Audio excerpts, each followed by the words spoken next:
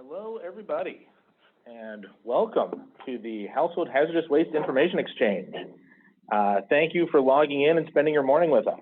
My name is Matt Hennigan. I'm the Deputy Director of the Materials Management and Local Assistance Division here at CalRecycle. And I'm so pleased to welcome you to our first ever virtual Household Hazardous Waste Information Exchange. I remember back in March, we were trying to decide whether to hold the symposium in person, and following the news about the virus and trying to make a decision about whether to hold that event. And in retrospect, it seems so obvious that we needed to cancel it, but I don't think any of us could have imagined that all such events would be canceled for so long. What is it, 6, 7 months now?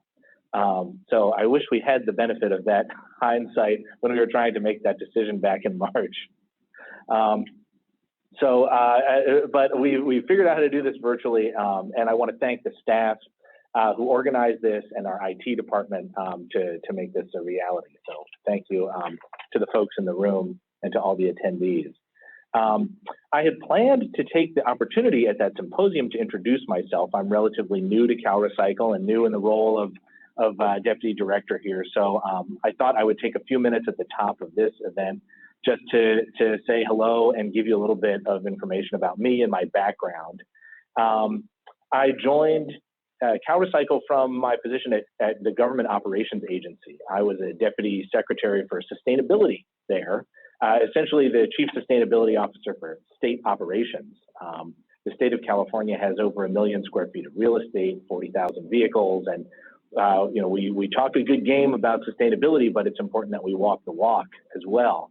And so I joined GovOps in 2014 and was in that role for 4 or 5 years before coming over to CalRecycle. And I'll tell you, I thought I knew something about recycling, but apparently my knowledge was quite shallow because the rabbit hole goes deep. And it's been an amazing journey learning about the recycling industry and materials management, as well as household hazardous waste. This event reminds me of my first job in the environmental field, which was with Heal the Bay in Southern California. And I was in charge of the Speakers Bureau. And in that role, I must have given 500 speeches to elementary school students, middle school students, about keeping the ocean clean and protecting the bay and the environment for surfers and marine animals. And a huge part of that speech that we always gave was about used oil and how to properly dispose of used oil. And I remember after one of the speeches, a child said to me, he said, we always just put the oil back. Oil comes out of the ground, right? So we put it back into the ground. We just pour it on the dirt, right? Or pour it into that hole, that storm drain you were talking about. And so it is so critically important that we educate people. I hope he was being facetious, but my memory is a little fuzzy. But it is so important that we educate people and give them the tools to make it easy to do the right thing with their used oil and their other hazardous waste materials.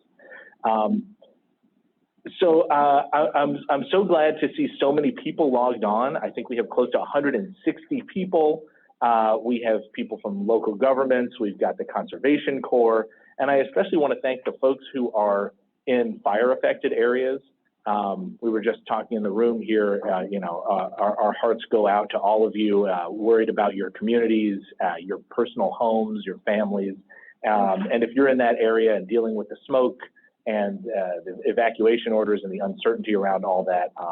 Thank you for dialing in. And if there are people who missed today's event because of those circumstances, it's completely understandable. I also want to thank everyone here for being so flexible and adapting to the pandemic. My understanding is that most of the used oil and HHW collection programs in California have resumed operations, and that would not have been possible without all of your efforts to learn new safety guidelines, develop best practices, new policies, and to share those policies and practices with your fellow jurisdictions.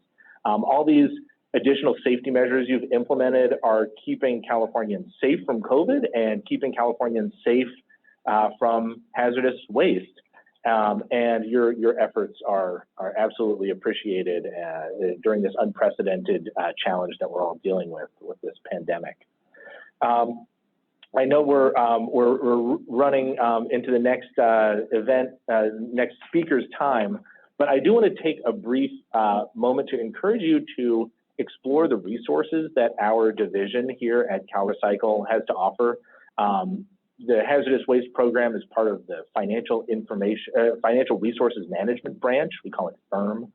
And the FIRM branch has many grants available, many of which are targeted at local governments.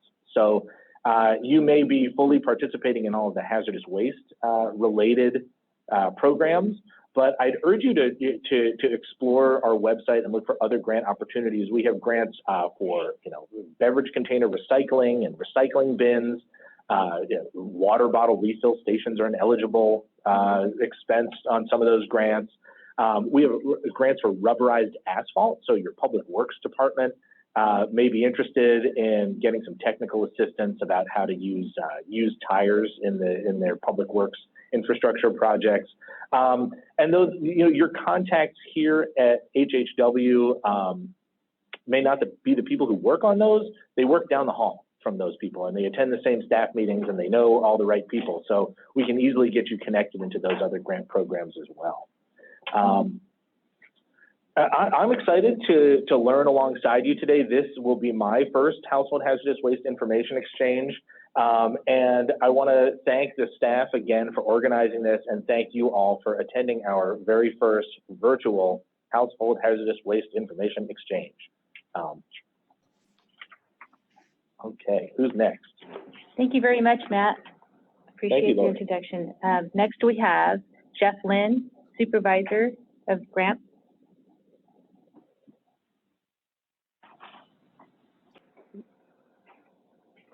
Okay, hello everyone and good morning. Thanks for joining us this morning. Just want to make sure everyone's hearing me. Hold on for a second. Let me get myself on video here. And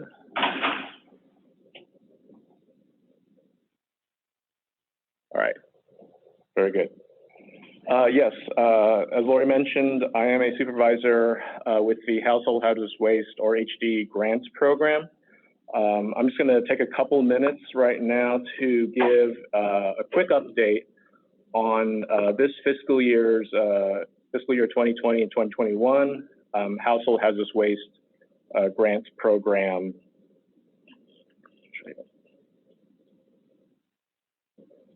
Sorry, just a second here. Yeah, sorry, I just wanted to give a quick update on this fiscal year's 2020-2021 Household Hazardous Waste grants program cycle. This fiscal year cycle is 34 and 35. The 34 is for the construction facility portion, and the 35 is for the small projects grants portion of the event. As a reminder, $1.5 million is allocated for the whole HD grant program. $500,000 was set aside for the construction grant side of things, and $1.0 million was set aside for the small projects grants. And so right now, as I mentioned, program staff is currently finalizing the evaluation and ranking of all the eligible applications for both the construction and small projects grant cycles. Now the HD 35 grant cycle, the small projects one, is oversubscribed. So yesterday, on September 29th, we did a random selection drawing, both audio and audio-wise. And it was implemented, the drawing was implemented to determine the funding order for those applications. So we did that. I think it went as expected. So with that, CalRecycle anticipates that the award information for both the HD 34 and 35 cycles will be posted with its request for approval for awards prior to its November public meeting. And the awards results will be announced at the meeting by Matt Hennigan. The meeting date is going to be November 17th.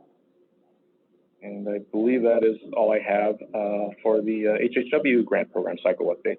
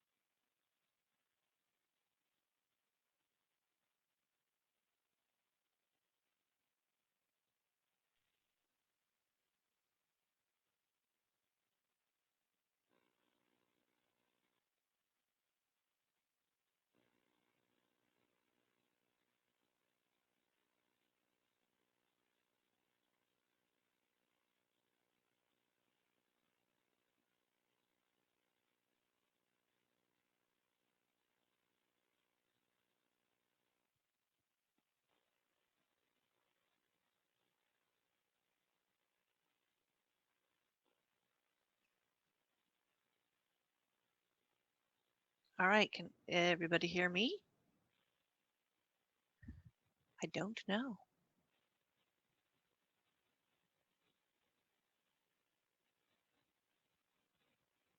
Yes, we can hear you. I'm like, I don't know if I'm on or not. Thanks. Hi, I'm Rebecca Wall. I'm the supervisor of the electronic waste recycling program at CalRecycle. Usually Lemetris or Lynette Lewis does these, but she is doing our COVID tracking for, she volunteered to do that. So we miss her. She'll probably be back in 6 months or so, but we also have Jennifer Sheehan, who is taking on some responsibilities with our designations portion. So I hope you can see my screen. I do not have a camera, so you will not see me. Darn.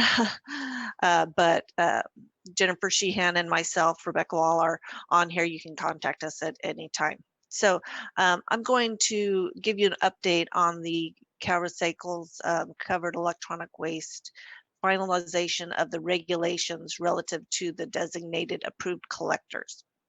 So as you may know, the local governments may issue designations only to approved collectors in the covered electronic waste program. The designated approved collector provides e-waste collection services on behalf of the jurisdiction. And the designation allows the designated approved collector relief from documenting the California source names and addresses for all covered electronic waste collections, with the exception of any non-residents discarding 5 or more units. Then they would have to provide the name and contact and phone number. On July 3rd, 2020, the Office of Administrative Law approved regulations relative to the designated approved collectors. The regulations amend and finalize existing emergency regulations that were adopted in 2017 and readopted in 2019. And these regulations will become effective on October 1st, 2020, tomorrow. We recently sent an email to local governments and designated approved collectors that have current designations regarding the revisions to these regs. But here are the key changes. For the local government, they need to transmit the proof of designation to CalRecycle at least 30 calendar days in advance of any covered electronic waste collection activity conducted under the designation. So CalRecycle would modify the beginning date if it doesn't meet that requirement to ensure that it is at least 30 calendar days from the transmittal of the designation. The local government should submit the designation to e-waste designations at calrecycle.ca.gov, and that is on the screen as well. This is really important because our e-waste, our general e-waste inbox has gotten so crowded. So You know, we really need you to send any designations to eWaste designations at calrecycle.ca.gov. I'll say that about 5 million times so you don't forget. And the local government has 20 calendar days after CalRecycle receives that designation to notify of any missing information or corrections. So yeah, we'll make sure to notify you. I think I have more on that later. Local government shall notify CalRecycle in writing of any changes to contact information, designation, authority signatory, the scope of the covered electronic waste collection activities, or a designation termination. Note that if the designation is due to expire, then you can't just extend it via email, you'll resubmit it. So on that, you neither CalRecycle nor the local government shall modify the end date of the established designation. So a new POD would be, proof of designation, a new designation will be needed. So, so, you know, going back to the 30-day, to just explain a little more. So if you sent in a designation on June 1st and you wanted it to start on June 2nd, that's not going to work, and CalRecycle would modify that beginning date to start the eligible collection activity on June 1st, or whatever 30 days from that receipt date would be. And let's see, derail myself adding extras. So also CalRecycle in the finalized regulations shall contact the local government and the designated approved collector in writing to confirm that the covered electronic waste collection activities can begin under the designation. So you would note that it was completed if you looked at the bottom of the form, and it's in the for CalRecycle use area, it was all filled in and completed. But if you don't receive a confirmation like within a week, please contact Jennifer or myself so we can follow up. I know we've just recently had one of the local jurisdictions that, you know, sent something and we never received it, and we've been testing, trying to figure out why it wasn't making it to the e-waste inbox, which wasn't the e-waste designations inbox, which would probably work, everybody. So if you don't hear back from us with a confirmation or hearing anything, you know, contact Jennifer or Rebecca, yeah, me, as soon as possible. Also, CalRecycle shall notify the local government in writing within 10 calendar days of receipt of the designation. So, you know, like I said, if you don't hear from us within a week, you know, we typically don't take 10 calendar days to let you know if it's complete, correct, or incomplete or incorrect. So, you know, let us know.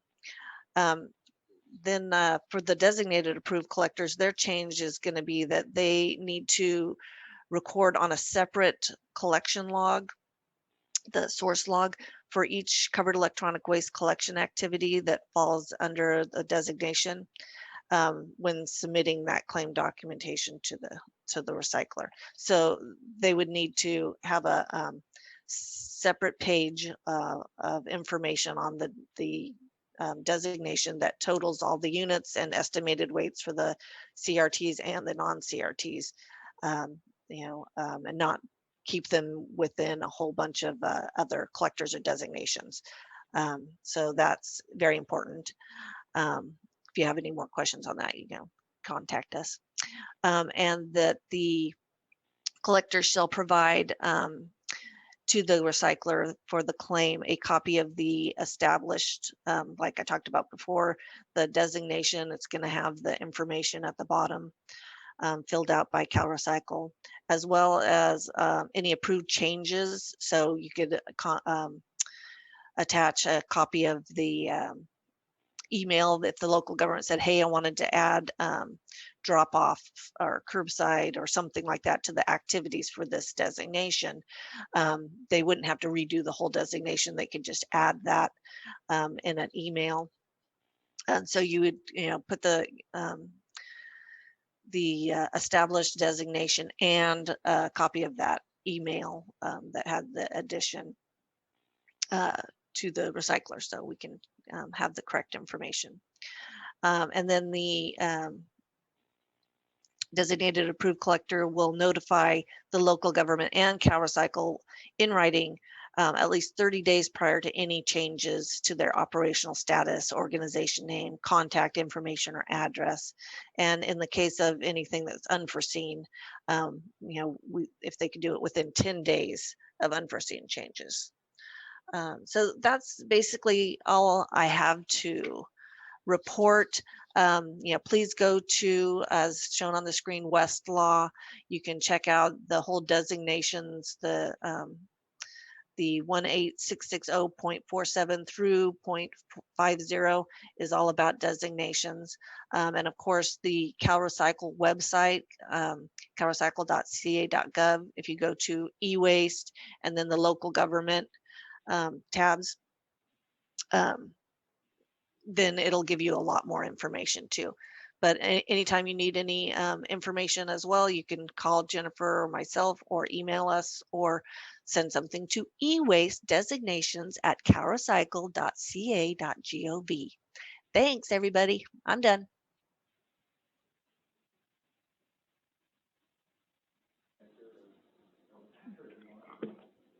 Thank you, Rebecca. Hi, this is Emily Wong, and I'm just going to jump on for my update, which is the oil fund. Let me get my video here.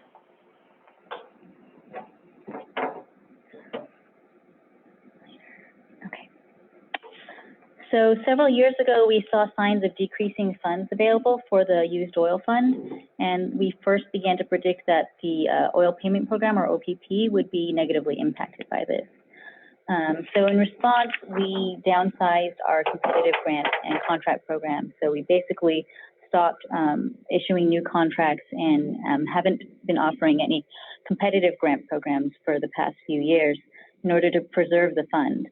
And this has allowed us to actually, for the last few years, to maintain the OPP at full funding. Unfortunately, it looks like this year we will not have the full 11 million available. We are seeing a lot of impacts, both in general from used oil revenues going down in general because people are driving less, but also we are seeing some severe impacts from COVID-19. In the second quarter of 2020, our revenues were at 4.3 million, which is compared to 6.3 million in 2019. So we're seeing some pretty big decreases in funds being revenue coming into the fund. So statute has set very strict guidelines on how much we can fund OPP, and the rule is that if the full 11 million is not available, then once we've accounted for all the mandatory expenses like paying CCC incentives, paying DTSC's enforcement costs, things like that, half of the remaining funds will go to OPP. Unfortunately, we do not have the final numbers just yet about what the actual funding will be for this next round of OPP. Our budgets and accounting departments, both at CalRecycle and in the state, have been a bit scrambled by the COVID fallout, trying to deal with all the different things that came up with it.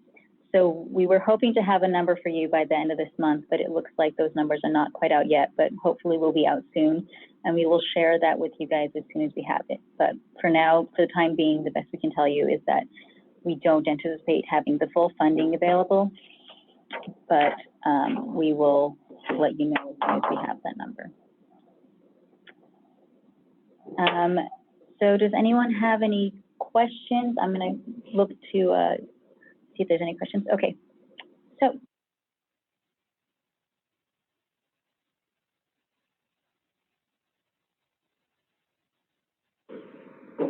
We do have some e-waste questions for Rebecca. Rebecca, are you still on?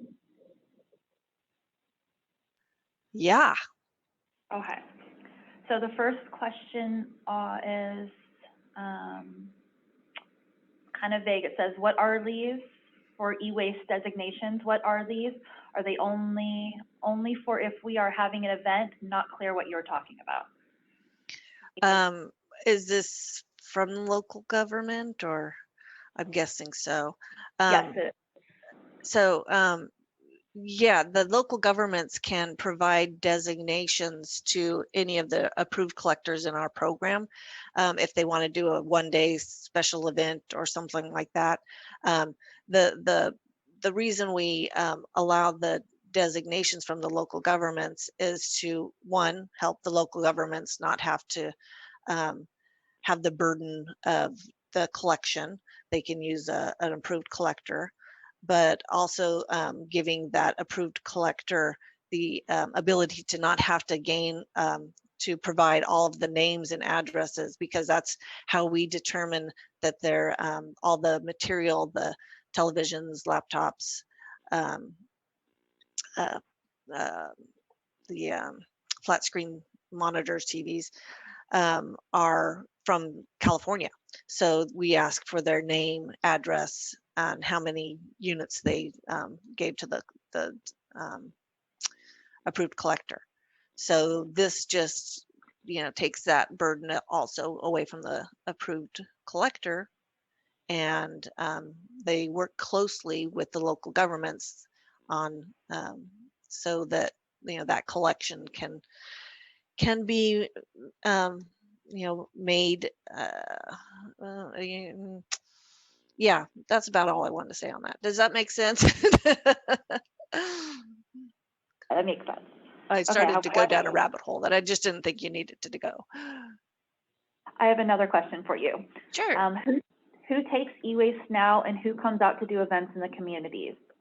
This is from the Director of Public Works in, looks like, Rio Vista.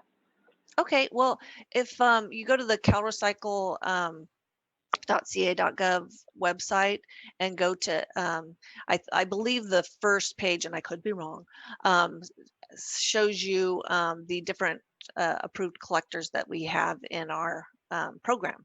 And so you can, look through that listing and see if somebody's in your area that you can use. You don't have to provide a designation. You can work with a approved collector or any collectors if they want to be in our program. That's great, but don't have to give a designation to collectors for e-waste. It's just something that's like I said, eases the burden for both parties. Thank you, Rebecca. Sure. And it looks like I do have a question for Emily. In what ways has COVID impacted used oil funding? So COVID basically has impacted used oil funding because people are driving less. So what happened is that people are changing the oil in their cars a lot less. So they're putting fewer miles on. They don't need to change the oil because they aren't driving their cars. And then in general, overall car traffic has dropped significantly, the number of miles being put on the roads. So, and people, with teleworking, with mostly teleworking, a lot of people aren't commuting as much. So oil sales have gone down a bunch. And you see this reflected in the fuel markets much more strongly than in the motor oil market.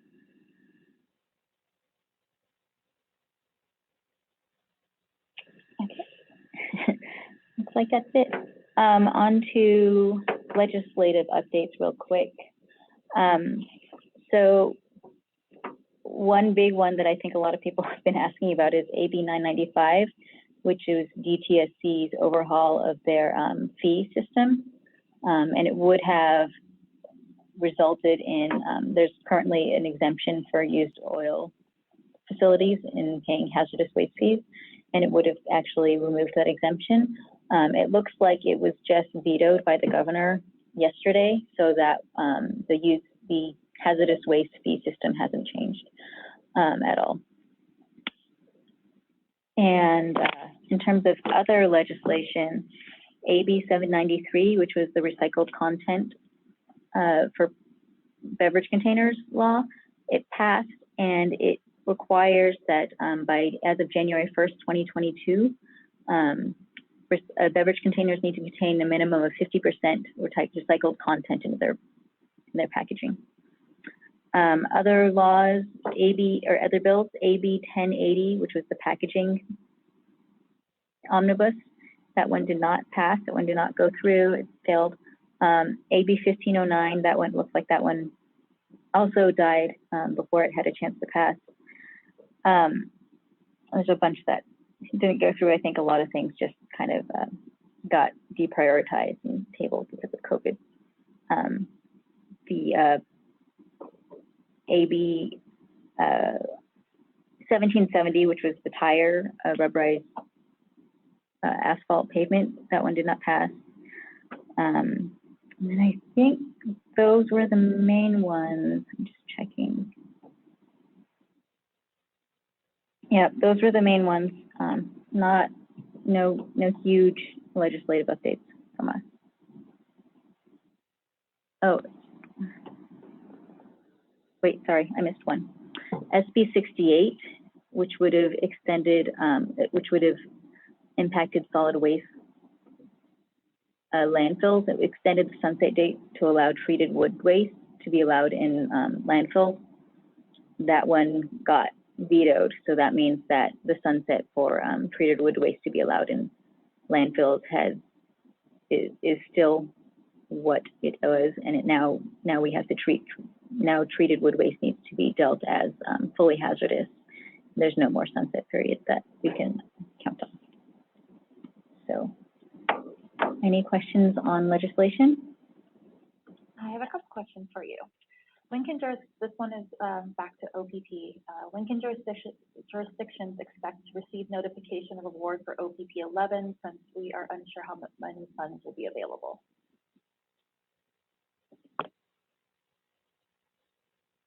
We are hoping that we have those figures for you in the next, the notification in the next month. And another question is, the governor has just announced that gas-powered cars will not be available to be sold in California. So can we expect that the OPP fund will disappear? So down the line, eventually, it may end up being that way. We have to sort of reconvene and discuss our strategies for how we deal with the disappearance of gas cars. I do know that somebody was talking to a vehicle expert, and they were saying that they expect it to be vehicle to have about a 10 to 15 year lifespan. So even 2035, I believe, is the year that gas-powered vehicles are no longer sold. So we would expect there still to be some gas-powered cars remaining for at least 15 years past that 2034. Obviously, the number of cars that will be using oil will be steadily decreasing up to that date. So we'll have to strategize for how we can accommodate and account for the decreased numbers. And there'll be a lot of reassessing of how we distribute our funds and manage the funds in general.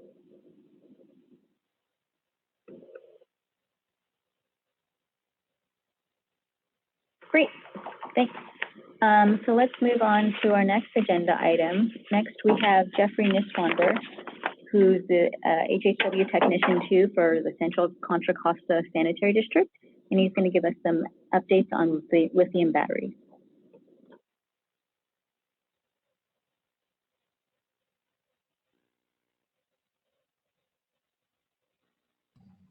All right, thank you. Good morning, everybody. Let's get this going. So, my name is Jeff Niswander. I'm going to give you a 10,000-foot overview summary of what the Lithium-ion Auto Battery Advisory Group has been up to. Those of you that are on the HHWIE email thread have seen, or probably seen, a couple of the emails I sent out just in summaries after each of the meetings. I intend to continue sending those out unless there's a mass call for me to stop doing so. But anyway, let's get going. I've got 10 minutes and I don't want to go over time. So back in November of last year, the lithium-ion auto battery advisory group had its first meeting and has had one quarterly ever since. The creation of the group was authorized under AB 2832 in 2018. It brought together a group of industry professionals from automotive manufacturers to scrap recyclers to uh, battery recycling companies. The list goes on. And if you like the Lithium Advisory Group, or I'm sorry, the Advisory Group homepage, it has more of that information. As far as my position on the group, my intention is to represent HHW at large in the state of California. And I'll go into a little bit of detail about some of the concerns that I've both heard from members on the HHWIE email thread, and then also ones that I have personally. So the next meeting is going to be on October 13th. Approximate start time is 10 a.m. And the topic is going to be regulatory and waste classification. Right now, it's unclear whether these automotive lithium-ion batteries are going to be covered by the Rechargeable Battery Recovery Act or Recycling Act. So stay tuned for that one and tune in on October 13th for more details. So how does this affect HHWs in California? So currently, there is no universally accepted markings that denote the composition of the batteries themselves. So right now, there's several generations of lithium-ion auto batteries out on the market and on the roads that are reaching end of life every single day. This could be a problem if they start ending up in some of the HHWs after they reach end of life, and we don't necessarily know, which metals are these batteries comprised of, how old are they, et cetera, et cetera. After the lithium-ion batteries are no longer useful for propelling a motor vehicle, they're still useful for energy storage. This was one of the topics that was covered during, I believe it was the January advisory group meeting, in where one of the presenters discussed the use of taking used lithium-ion auto batteries and using them for energy storage, where it would be attached to a photovoltaic or solar panel setup. And so you could charge during the day. Anything that's not used and sent to the grid is then stored for later use after the sun goes down. Let's see, what else? There's also no universal diagnostic system to determine the health of the battery packs. So the most comparable comparison to that are the OBD, or onboard diagnostic ports, that I would assume most of you have on your vehicles. I believe the most current generation of OBD is number 2, and it's on all vehicles that were manufactured after 1995, I believe. But for all the electric vehicle manufacturers out there, there isn't a across the board diagnostic system that a recycling technician or a repair shop can use to plug into the system and say, okay, this particular cell or this particular pack on the vehicle is bad, and so there's a risk of fire. There's all the problems that come with lithium-ion batteries. Okay, and then as well, like I mentioned earlier, there's a potential for reuse and repurposing that, if it's taken up by hobbyists and taken up by our residents, it could result in HHWs seeing a larger increase in the lithium ion battery volume. So this is a little breakdown that I actually found in a Nature article from 2019. Don't worry too much about the specifics in here. I added this into the slide because I like the sort of presentation that it gives. It sort of gets everybody on the same page as to what we're talking about. So there's 3 particular designs that are currently out there for the battery packs themselves. And then if you look around the left side, the pack is the largest portion of it. That's the final voltage required, the final amperage or amp hours that are required to propel the vehicle. And then inside every pack, there are modules, and then inside every module, there are cells. And so the cells are usually what we end up seeing. So on the far left-hand side here, 18 millimeters across and 65 millimeters tall, it's about the size of a AA battery. So 444 cells inside a module, 16 modules per pack. I think that comes out to about 7,000 individual cells inside of one vehicle. That's something that's slightly concerning because we could start seeing more of those out there. That's a pretty large potential for reuse in a secondary or tertiary market. So let me give you a quick little crash course in the units that we talk about when we're discussing batteries and power and energy as a whole. Okay, so first things first, power and energy are not the same. Power is a rate and energy is a quantity. So the most common unit that everybody's probably familiar with is the watt. Okay, everybody's seen it on your light bulbs, on your energy, or not your energy bill, but some of your appliances. So a watt is just a joule per second. It is work over time.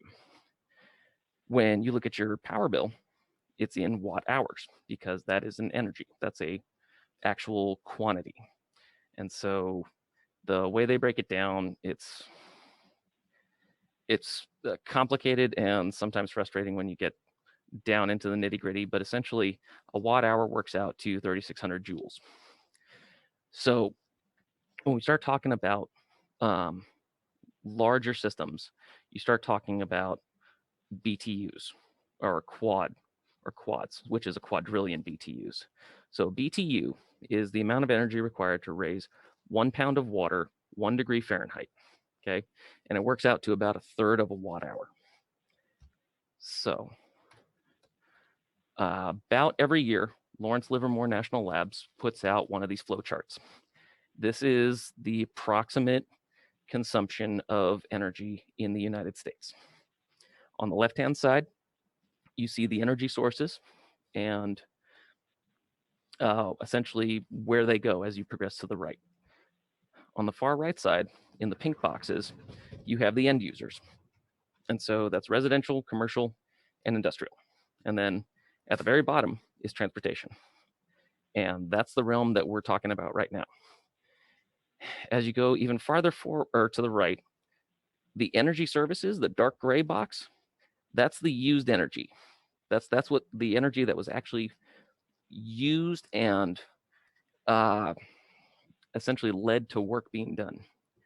Above it, in the lighter gray box, that's the rejected energy is everything that was lost, either to a lack of efficiency, to resistance in transmission lines, lost as heat in the system itself. It's everything that essentially didn't get used for something useful. All right. So what does this mean for California? So right here are the 2 numbers that we're talking about. And with the governor's proposal to have a completely electric fleet on our roads and for sale in the future, we're talking about taking that 2,992 quads, or I'm sorry, trillion BTUs, and inflating the orange line, which is at 2.6 trillion BTU. And the little caveat on top of that as well is we'll also be pushing the renewable portfolio standard, which is pushing for a carbon neutral grid. And I believe that date is still 2030 or 2045. So it'll be interesting to see how these flowcharts change over the next couple of years. But I wanted to get this in everybody's minds, and that way you sort of have an image, and we're not just talking about a I guess a amoebas topic without any actual context. So this is it. When we're talking about pushing to an electric fleet and a electric highway, these two numbers are what we're talking about changing right now. And that's all I got for you today. Oh, and I went over. Sorry about that, y'all. Any questions? Hi, Jeff. I have a question for you. Okay. Will the Lithium Ion Auto Battery Advisory Group be addressing solar system batteries? CPSC is getting this question fairly regularly and would like to respond correctly to this question. As far as I know, no. Right now, the main focus under AB 2832 is this advisory group is supposed to be focusing solely on automotive batteries that are in production, on the road, or will be produced in the future. And the idea is to come up with guidance for the legislature so that they can make so that they can set the law for how these are going to be disposed of and recycled. But it is a concern that I have, and I don't know who would take that up. Thank you, Jeff. That's all we have for questions. All right. Thank you, everybody. Thanks, Jeff. Next on our agenda, we have Howard Mayo, who is the Hazardous Material Specialist in Orange County for the Regional Used Oil and Filter Program, and he's going to talk to us about the impact that his program has had from COVID-19. Thanks, Howard. All righty. Thank you. Can everybody hear me out there? You sound great. Okay, good. Yeah, I'm in a conference room and there's a server right here. I don't know where this server came from, but it's humming. So hopefully that's okay. Yeah, thank you for having me. I want to start by saying I really enjoyed hearing Matt speak this morning and talk about that child. Or you said you were in a school, Matt, and you had a young person confess maybe that they dump their oil. That is such a good thing. That is because we do all this work right on the back end, and we never know, what's people are afraid to admit that. So when I hear someone say, oh yeah, I throw my oil in the trash, my used oil, oh, my dad taught me to pour it in a hole in the ground. I say, oh, you do? Oh, wow. Oh, okay. Well, did you know about AutoZone? So that was a great story. I always like hearing people admit that they dump their oil, so we can hopefully, right, change that behavior. That's the whole point of the used oil recycling program. So anyway, I'll start now. Thank you for having me. My name is Howard Mayo, and I work for the County of Orange here in beautiful Santa Ana, California. And I work within the healthcare agency in the Environmental Health Division. It's buried here. And I'm also a CUPA inspector. So the OPP program sits within the CUPA here in Orange County, and we have a regional program. In Orange County, there are 34 cities, and 26 of those cities, 26 cities, authorize us to administer their OPP funds every year. We're up to that now. And I've been doing this, I've been doing the Orange County Regional Used Oil and Filter Recycling Program I'm going on 17 years doing this program, and we love it. We love it here. I love it because, I'm going to be honest here, and I always love saying this, is because I always poured my oil in a hole in the ground. My dad would kill me if he knew I was telling all of California this right now. But we did that for many years. And Matt, I hope you're still listening, but also everyone, I did it because I also thought that oil came from the ground, and so why not put it back in the ground? But I really thought that I didn't have anywhere to take it, or if I was going to take it somewhere, they were going to turn me away, or I was going to get charged for it. So anyways, I always love sharing that, because that is what, you know, what we're supposed to be doing here is looking for those people that do that, find that out, and change that behavior. So, but you all know that. Okay, so I was asked today by CalRecycle. Thank you, CalRecycle, for asking me to speak about how COVID is affecting our regional program. So in our regional program here, it's not just me. We have other team members. Alex Parra, Dean Freed are currently on our used oil team. We also have utilized interns from like Chapman University, film interns to help us make our videos. And so we have a big team. It's not just me. With regards to the effects of COVID on our regional program, the question is how do we reach our goal to prevent dumping and change behaviors during COVID, right? That's also kind of the key here.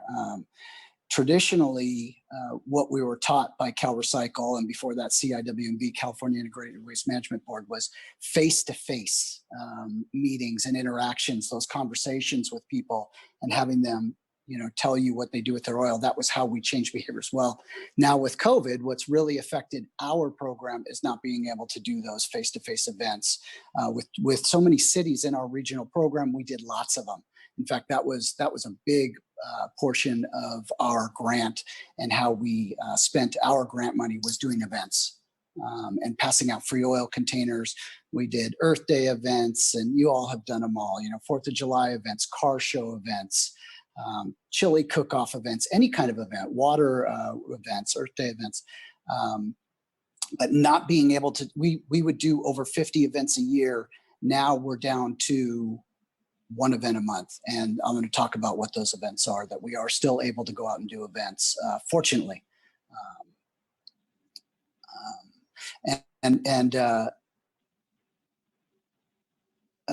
Again, yeah, not being able to do, obviously being able to do face-to-face events is our biggest impact from COVID by far. I think everyone would agree with that.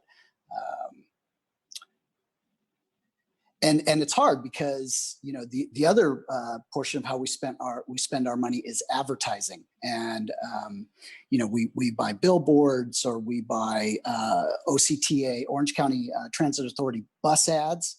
I love seeing ads on the sides of buses because we do them, but all those are going to go away as well. We won't be a billboard is, you know, as you all know, is $10,000 a month. We probably won't be doing as many billboards anymore. We won't be doing bus ads. We also do DMV ads in the DMVs in Orange County. We spend quite a bit. The DMV network, I'm sure, loves the OPP, especially here in Orange County. We will probably stop doing those as well with the reduction in funds. Obviously, one way COVID has affected all of us is telecommuting. Which I'm in the office today, and I've been coming into the office for the most part. I am still visiting certified centers, which I'll talk about as well. But COVID has allowed us to telecommute. The County of Orange, the healthcare agency and environmental health where I work, we were never allowed to telecommute before COVID. So whether that's a good thing or a bad thing, that is an effect of COVID. So I just thought I'd mention that we are able to do that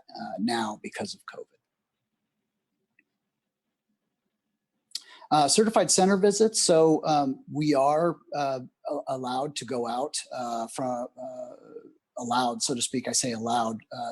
Our directors have given us the green light now to go out and visit businesses. And for us in the oil program, we are doing that. We're following all the state guidelines, which is, wear a mask, social distance.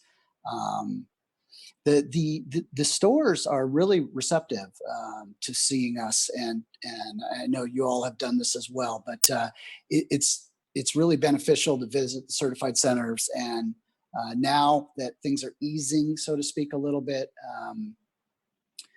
We are getting back out there and visiting our certified centers. One note, so to speak, is to all of you out there, and I think most of you out there listening are HHW managers, or you oversee HHW facilities in your cities and in your counties. And one thing, I'm sure you know this, but talking to an auto parts store manager, like an AutoZone manager or an O'Reilly auto parts store manager, or even a Pep Boys manager, and telling them about your facilities and thanking them is really important, because as you're offsetting their numbers. Let me go back to my notes here. I apologize. I forgot what the point I was. My point is, HHW facility managers should thank store managers for helping offset the number of used oil visits to HHW facilities. So the collection centers out there are helping you manage your flow and reduce that. So I just wanted to add that, because one thing we always want to remember when we're visiting certified centers is to thank them for taking used oil from the public. It's a thankless job, and they're getting paid to fix cars and sell cars, and in the middle of that, someone walks up to them with a gallon of used oil and says, "Thanks a lot, see you later." So I always like to remind people of that too. So again, big effect of COVID, no events, but the one event we are doing a month is a filter exchange event at AutoZones. And I know this has been a topic recently, is how effective are filter exchange events now.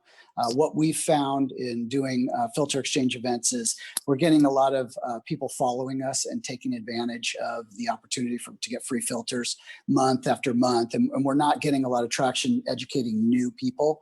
But especially now, with not being able to do all the other events that we typically do, sitting in front of an auto parts store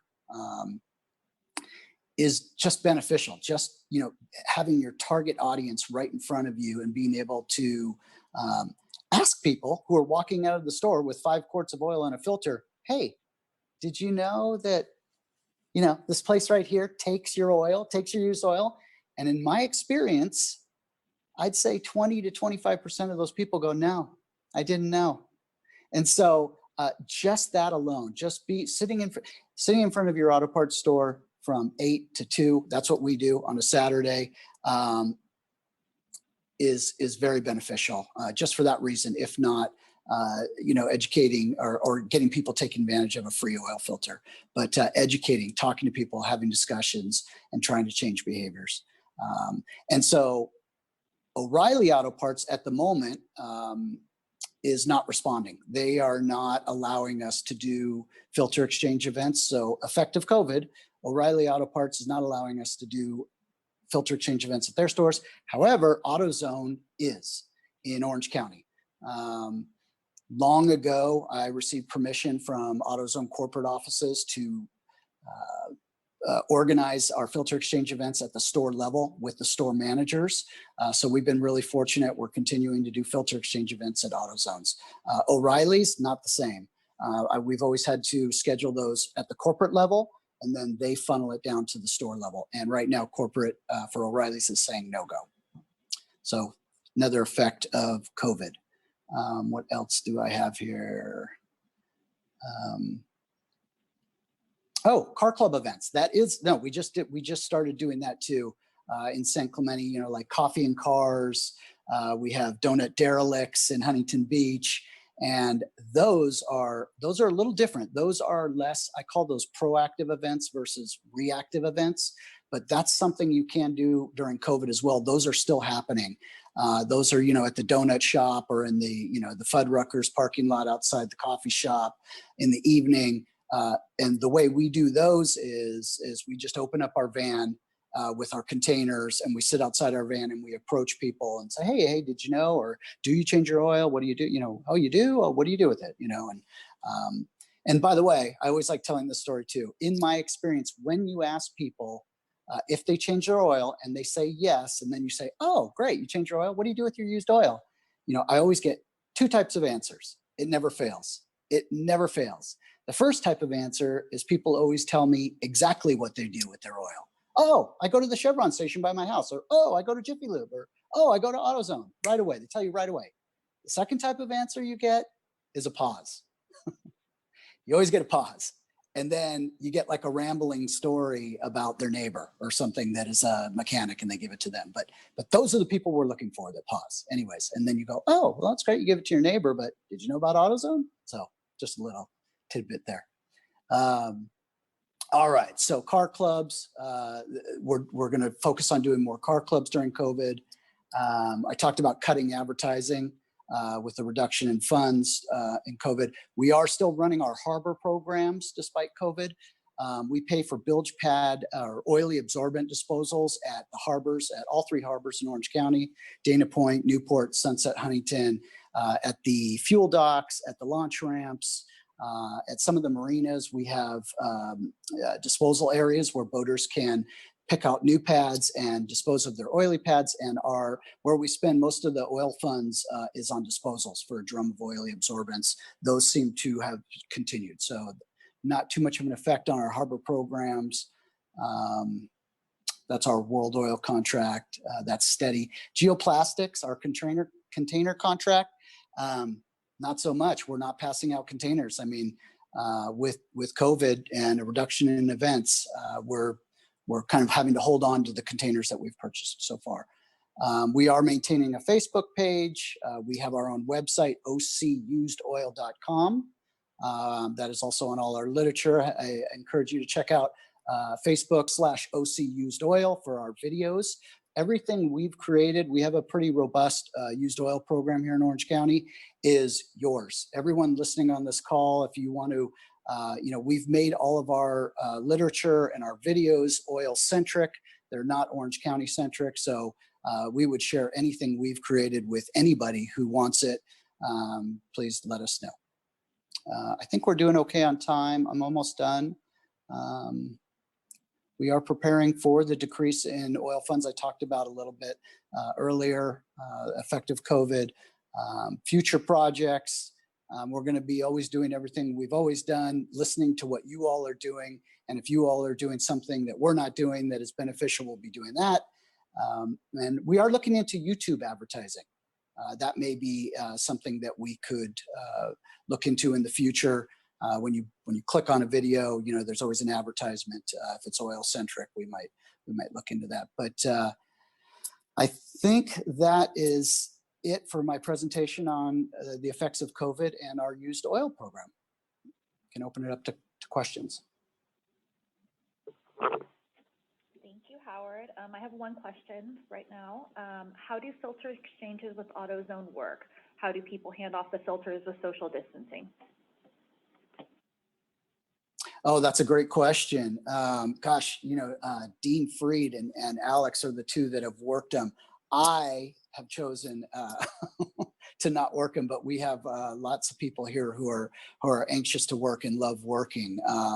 So I apologize. I'm sure Dean and Alex, who are my colleagues here, who have done our filter exchanges. And Dean, if you're listening, if you want to run into the room and come over here, you could take the mic.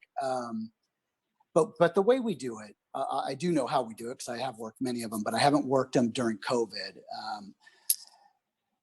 We call it an in-store event. We usually don't set up outside unless the store manager lets us, but I'll just explain it with setting up outside a store. So you have an AutoZone, you usually have a porch area in front of the store with an overhang. We'll have a small table with our literature and our table skirt, and we'll have a bucket for filters, and we'll have cardboard underneath from our containers to catch any kind of spillage. What I would do is I would have the customer, so to speak, in this case, put their filters down. They'll normally hand them to us, and then we'll be wearing masks and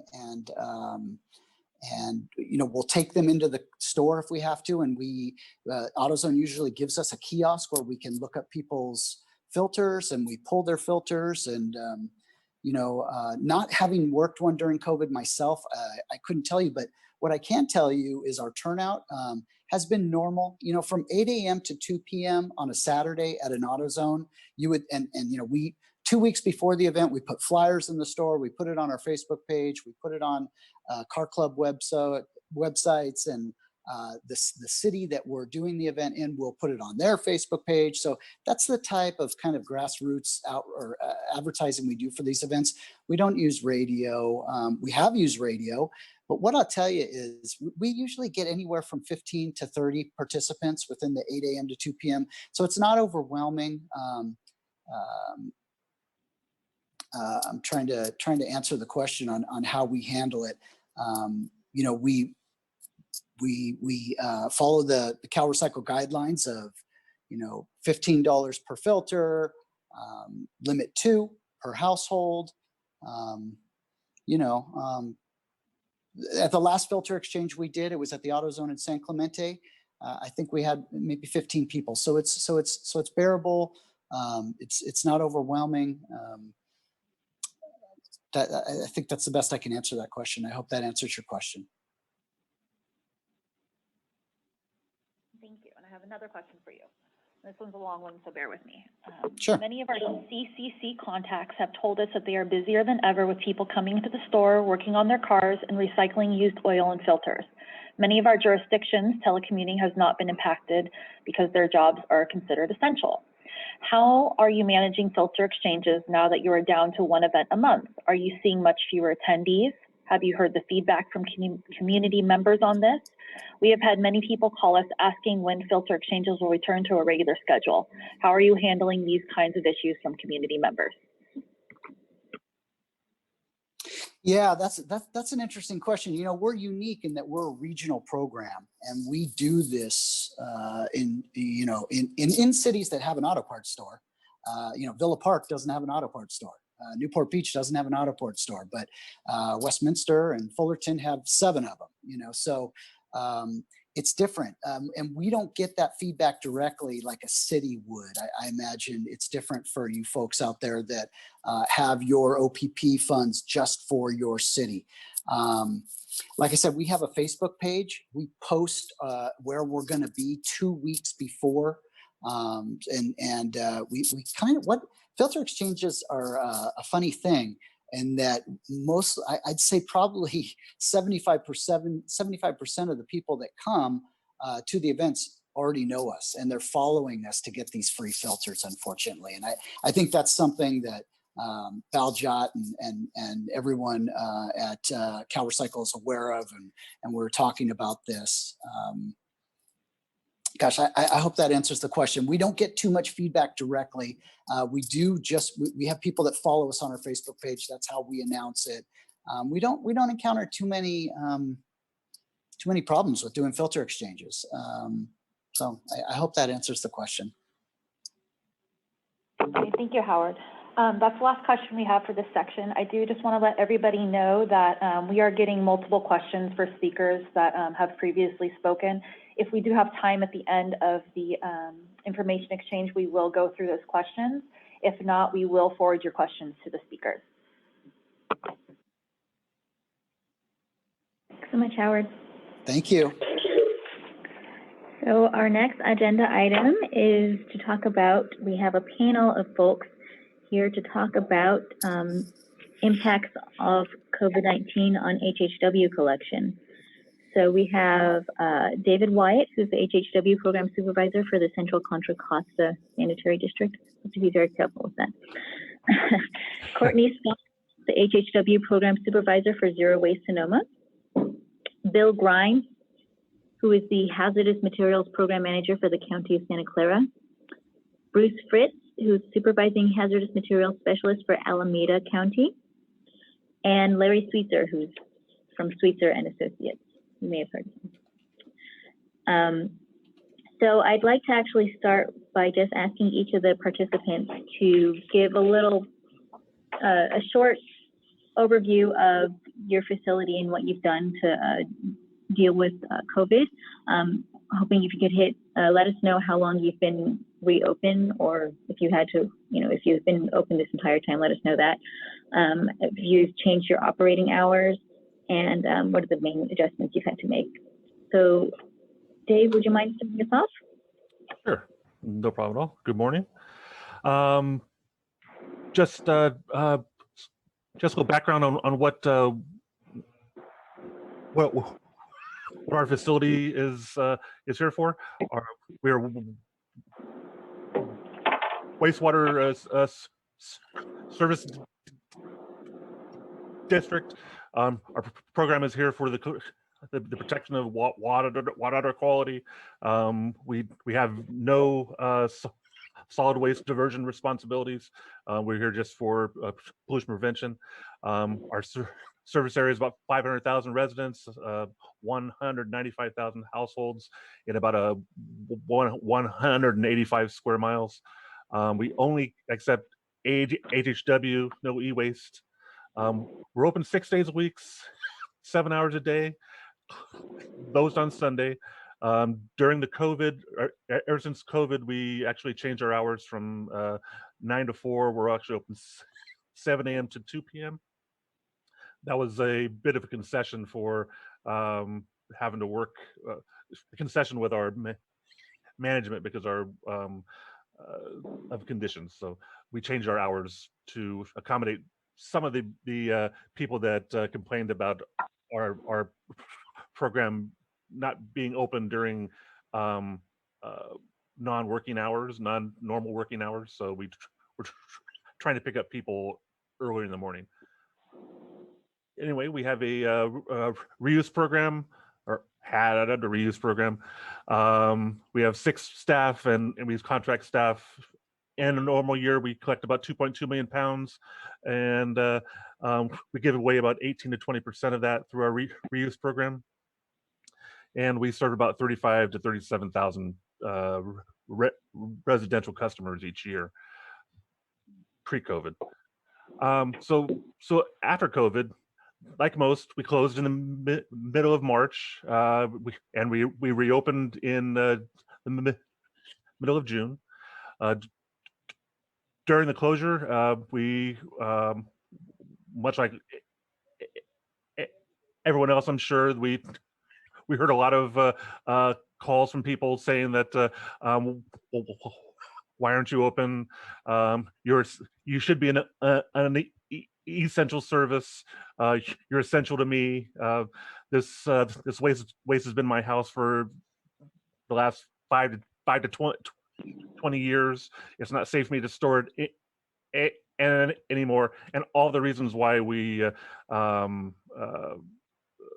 need to dispose of it now. Basically out of convenience, not out of necessity. In order to reopen when we did, we had to and to handle the large influx of customers that we expected. We opened up for the first time with an appointment system, which worked out relatively well to control the participation.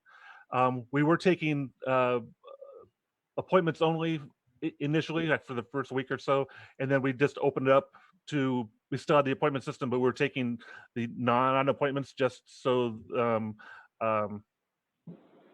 flow would still occur. And that went well until the beginning of this month, when our appointment system went away sort of abruptly, and we are now without an appointment system, and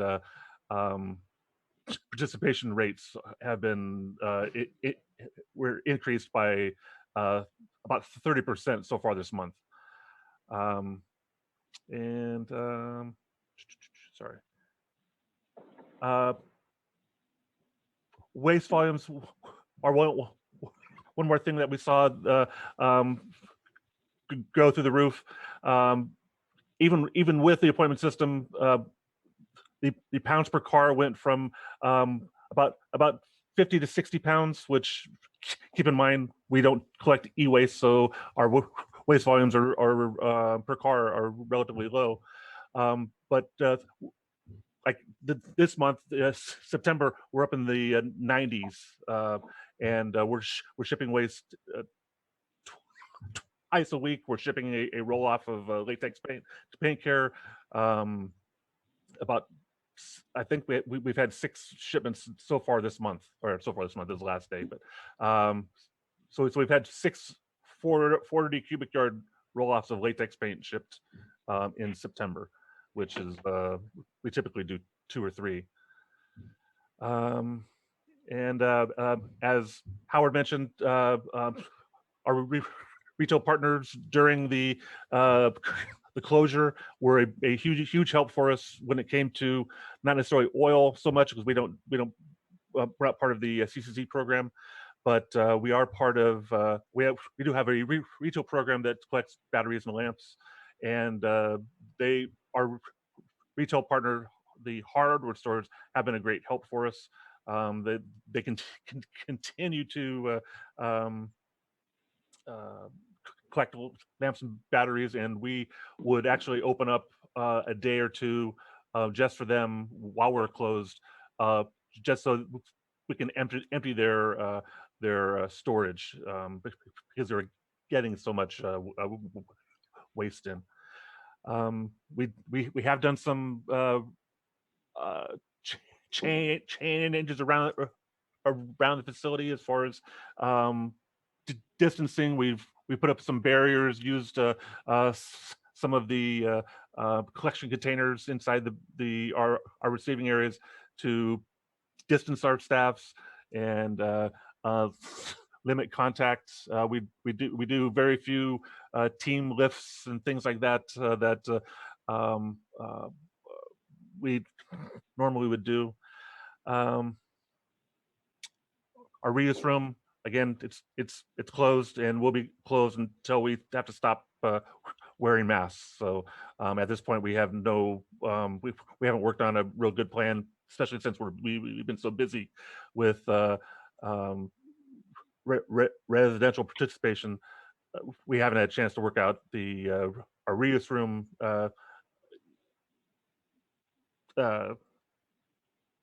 optimization or changes enough to make it safe for everyone.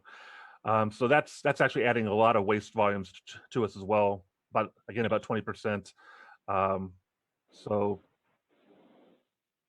once we're able to get our participation, hopefully this winter, when things slow down a bit, we'll be able to start looking at options to maybe provide some reuse to shelters or organizations that could use some cleaning supplies or things like that.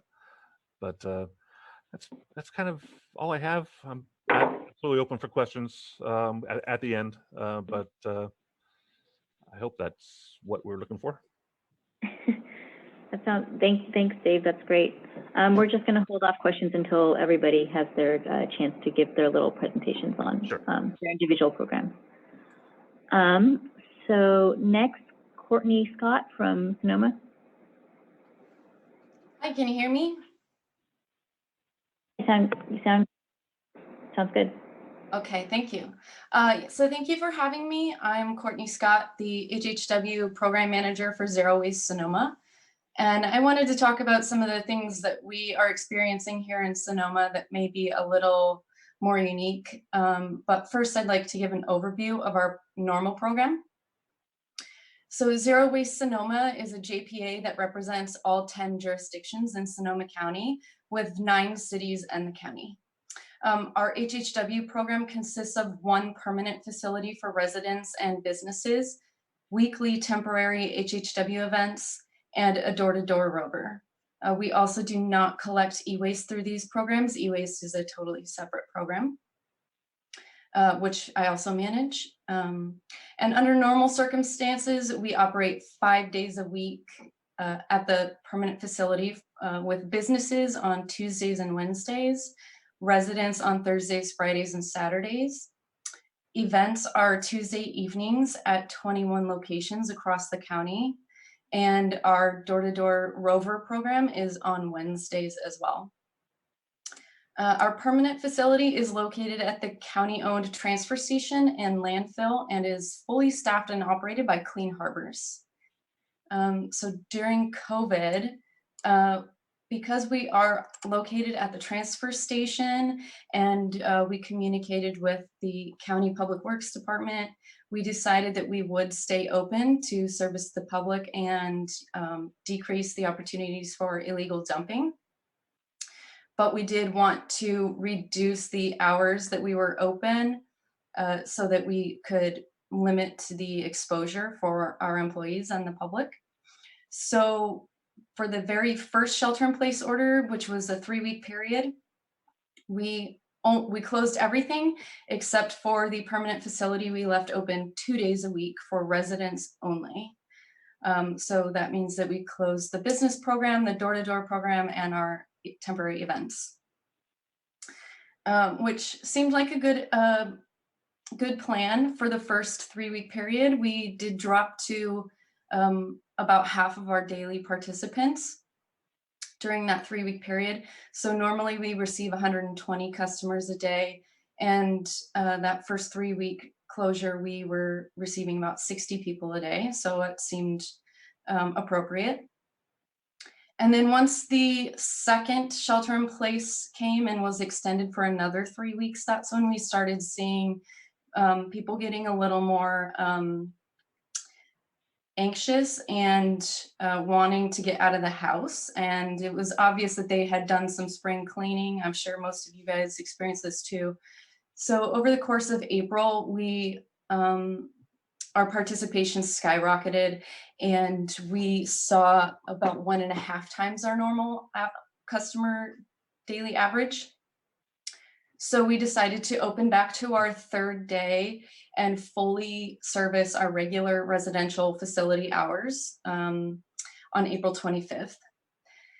Then as we just watched what was going on with the closures and the extension of shelter in place and watching our participation numbers just increase and increase and increase, we started to have to look at how to open back our other programs.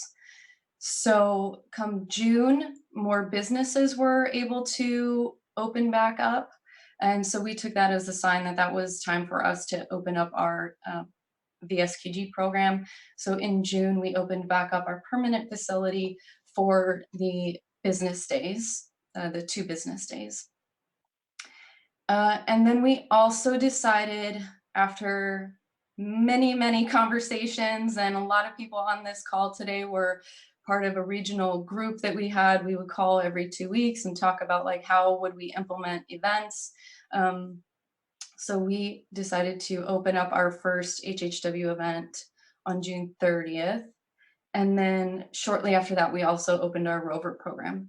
The rover program was the last thing to open back up for us because we felt like it was the most exposure, going to someone's property and spending a lot of time there. And like I said, it's a door-to-door, not a curbside. So the paperwork and signatures made things a little more complicated. So the participation trends, I think I'm hearing similar trends that participation has been astronomical. We have had days doubling our daily average. Like I said, our daily average on a normal year is 120 people a day.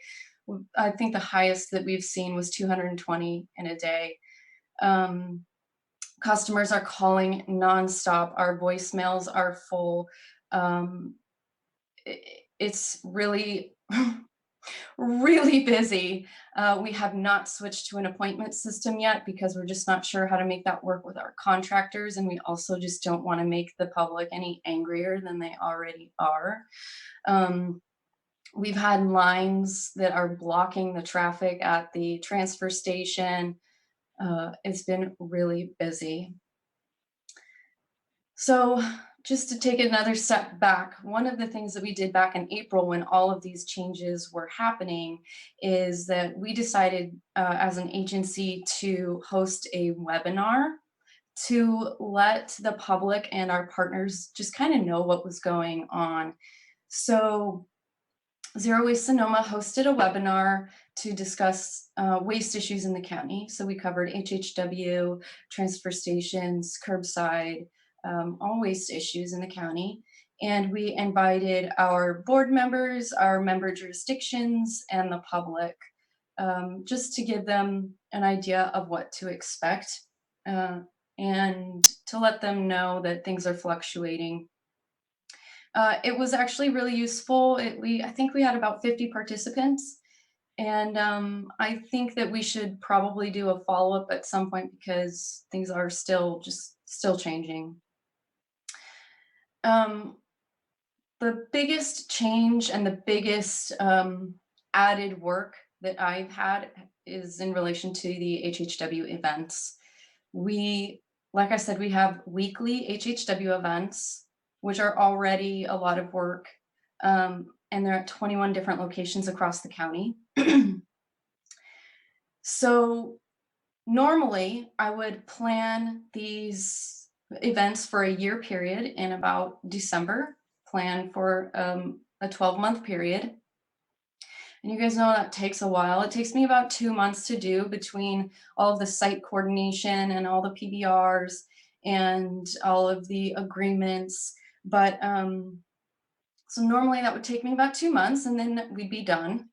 But now, because of this constant changing and closures and reopenings, this is basically a daily to at least weekly task with checking in with the site. So I'll check in with the venue about 3 weeks in advance because we feel like that's enough time to understand what might be happening between that conversation and the actual date of the event. We're basically asking the venues, are you open? Are you ready to host us? And of course we have protocols COVID protocols in place, but depending on their answer, then we need to change all of our advertising and outreach, our website, our ads, and make sure that all the contractors are up to date. So basically our website right now has the whole calendar is basically listed as tentative, and then we just update it as we get more information. So that has been just really a lot of extra work, and we floated the idea of, you know, for example, our Santa Rosa events.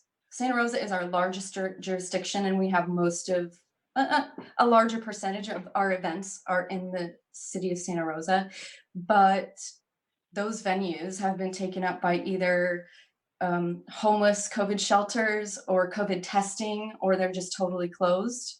And so we floated the idea, well, maybe we can change those locations, but we all know that there's just so much work that goes behind the scenes of planning an event, and it needs to be done 45 days in advance. Well, what if the closure comes again between that 45-day notice, then did all that work for nothing? So needless to say, since July, about a third of our events have been canceled, and that is increasing the participation at our facility. And then I will just briefly mention that we also made some really nice signage. My coworker Karina, she's really talented, and she designed some pretty signs. So if anybody needs some updated COVID signage, I can share that with you. I know a few jurisdictions on the call today have utilized it, so I can share that with you if you need it. And I will be done. Thank you, Courtney. Next up, Bill Grimes from Santa Clara.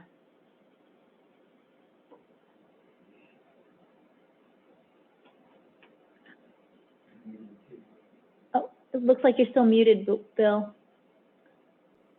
We'll try again. Thank you. Good morning, Perfect. everybody. And thank you, Courtney, for covering a lot of ground there. And thank you also for the sign assistance as we transition. So as you can see, of all the hundreds of Zoom backgrounds in the Zoom library, I've chosen the 1990s retro minimalist kitchen in dire need of an overpriced and unaffordable remodel. So I've got some slides for you so you can have a little bit of better scenery than my office for the past 4 months. So let me try to share.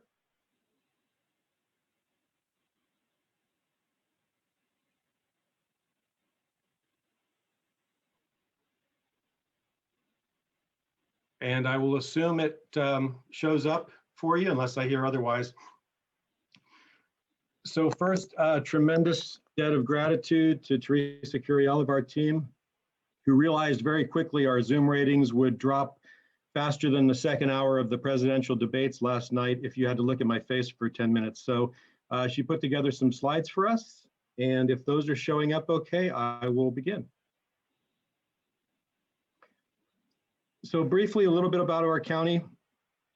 We have 16 jurisdictions, that's 15 incorporated cities and 1 unincorporated. We provide household hazardous waste services to residents in all jurisdictions within Santa Clara County, with the exception of the city of Palo Alto, which has a very successful HHW program of their own.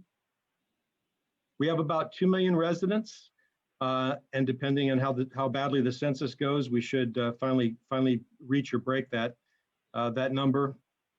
And that's a very diverse community with over 100 languages and dialects spoken, 8 of those being officially recognized for official county business. And if you go to our, this is a plug here, if you go to our hhw.org website, you will, yes. I think that you need to put it, hit presentation mode for PowerPoint. We're just seeing the overview right now. Okay, how do I do, let's see.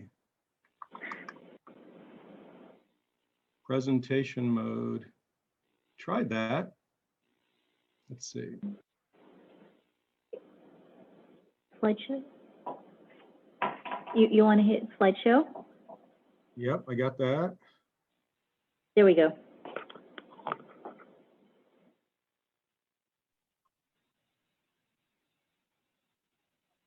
Can you see the home page, the home sheet, the home slide?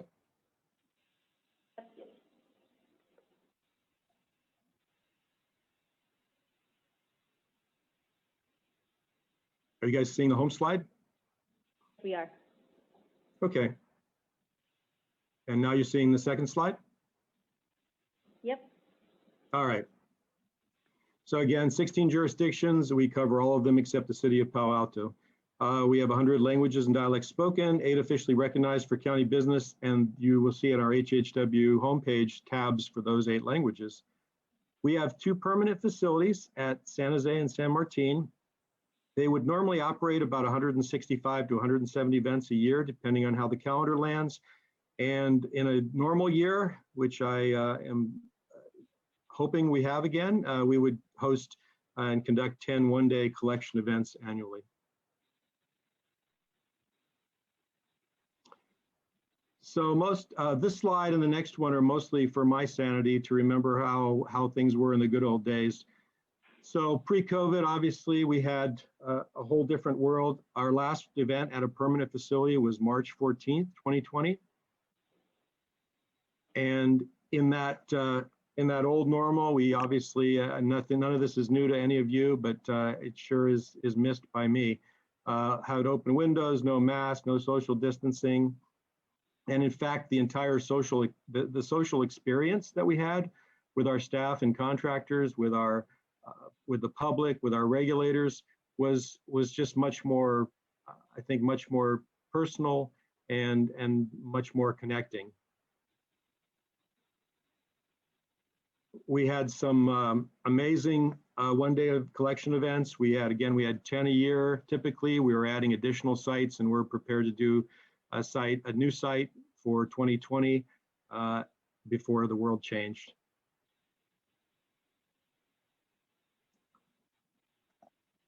So then the dark times came. On March 16th, we got the order. We were shut down. Our last event happened to be the Saturday prior, March 14th.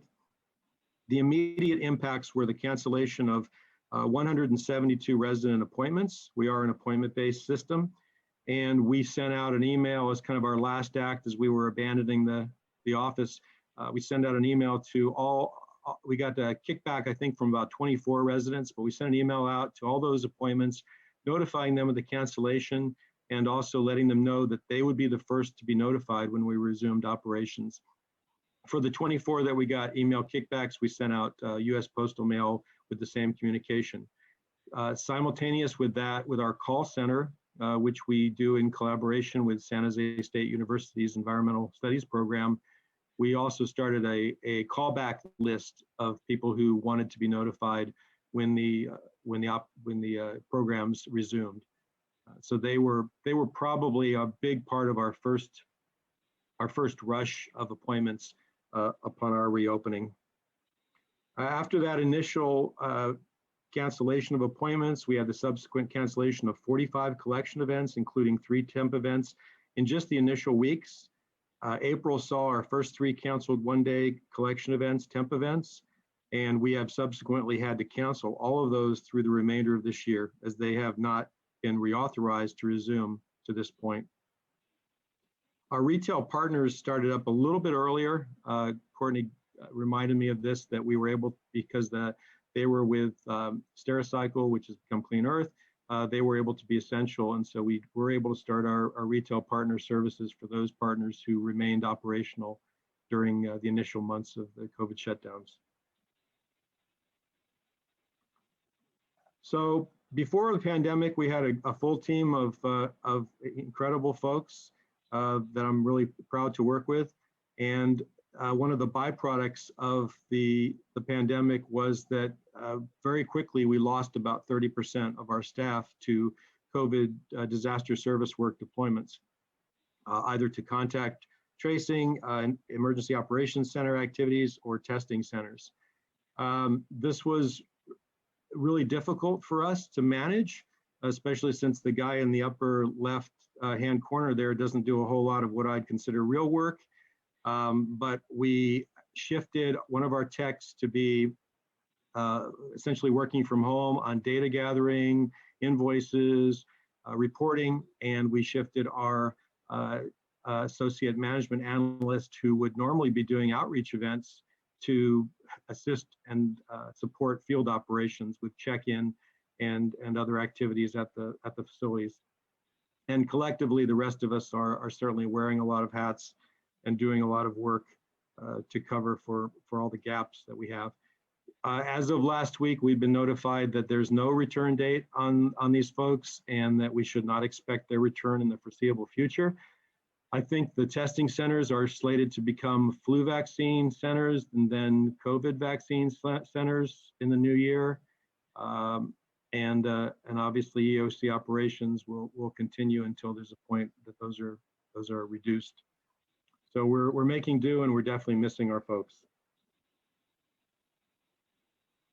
So under COVID, when we finally were deemed essential and authorized to return to service on June 9th, it was only after we instituted a complete transformation of our operations. Compliance protocol, including an approved plan, extensive signage, thanks Courtney, and modification of our appointment system messaging to residents was front-facing. We enhanced resident safety by having more contact list check-in and unloading processes for all of our public facing staff and contractors, and a tremendous amount of back-of-house employee safety procedures, such as frequent facility and equipment cleaning, dedicated assignments of work areas, significantly expanded safety meetings. I think they went from 20 minutes to 45 minutes, and frequent coordination with our contracted partners, Clean Earth and IQ. And we've really strived to work with our contracted partners to have consistency of staffing, simply because there's a lot of learning curve to new staff coming on board and knowing how we operate under the new conditions. So to give you some numbers, how did this impact us? Well, we really took a hit in those missed 3 months of collection. We normally report out in fiscal years, and our fiscal year closed June 30th. And you can see that we just finally got the numbers together, and we are set back in terms of our amounts of materials collected to several years prior to what has been a trend of increasing amount of collection. And this is actually even in recognizing that a lot of paint care collection facilities and events have been suspended. So we are actually getting more paint and heavier loads through our drop-off system, but still we're significantly impacted. So I want to zoom into calendar year, which we normally don't focus so much on, but I think is relevant to this report back to all of you. As you can see, we were tracking really well as we began the year to have another record year. The shutdown, you can see, it impacted us greatly. On March 14th, March is essentially half of what we would normally see. And then we really saw the hit in our heavy months with Earth Day events and a lot of temp events in the April-May time period. We have a rebound from pent-up demand, and we have extended operating hours. We went to 7:45 to 12:45. And we've extended days of service, adding additional days. We normally were Thursday, Friday, Saturday. We've included most of the Wednesdays since we've been allowed to reopen on June 9th.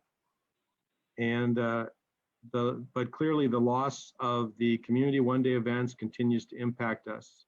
And you'll see that even better in the next slide. Our temporary one-day events are really, I think they really connect with people in some of the areas that are a little more remote from our permanent sites. And so that's the group of consumers we're not able to get to make that extra leap to drive the distance. And we haven't figured out a way to best connect with them yet, but we're relying a lot on our city partners to try to message that, it's really not that far, and we will modify our operating schedule to accommodate them in any way we can. So this is the same slide projected against our 2019 calendar year numbers. So you can see clear evidence that the loss of those highly successful temp events, along with the residual impacts of shelter in place, continue to drag on us. But we try to stay positive as a team, and we do notice that each month since the reopening is increasingly more encouraging.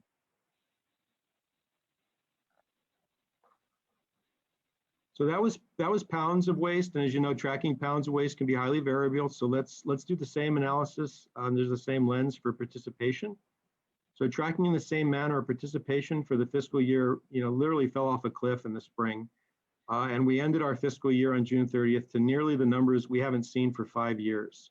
So, and that's 5 years that we've really focused on significant expansion of our outreach efforts, both as the program and with our contributing efforts of our partner cities. It's a setback, we recognize and realize, but again, we're hopeful. So let's hone in again, changing from fiscal year to calendar year, which covers the period from the onset of COVID to the most recent month of data for program participation.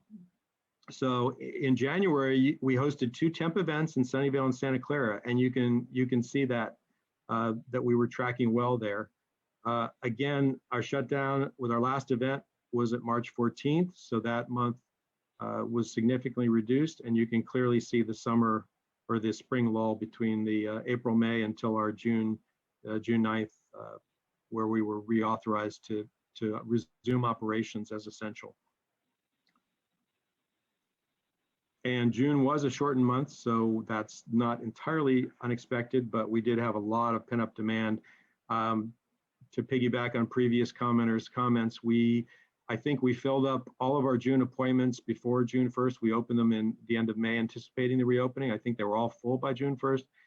July was a little less hectic, and now we seem to be caught up, and we're finally, just last week, directed our partner cities to try to resume outreach and get some advertising out there, because we've really been holding back on that to try to limit frustration, customer frustration with not being able to get an appointment.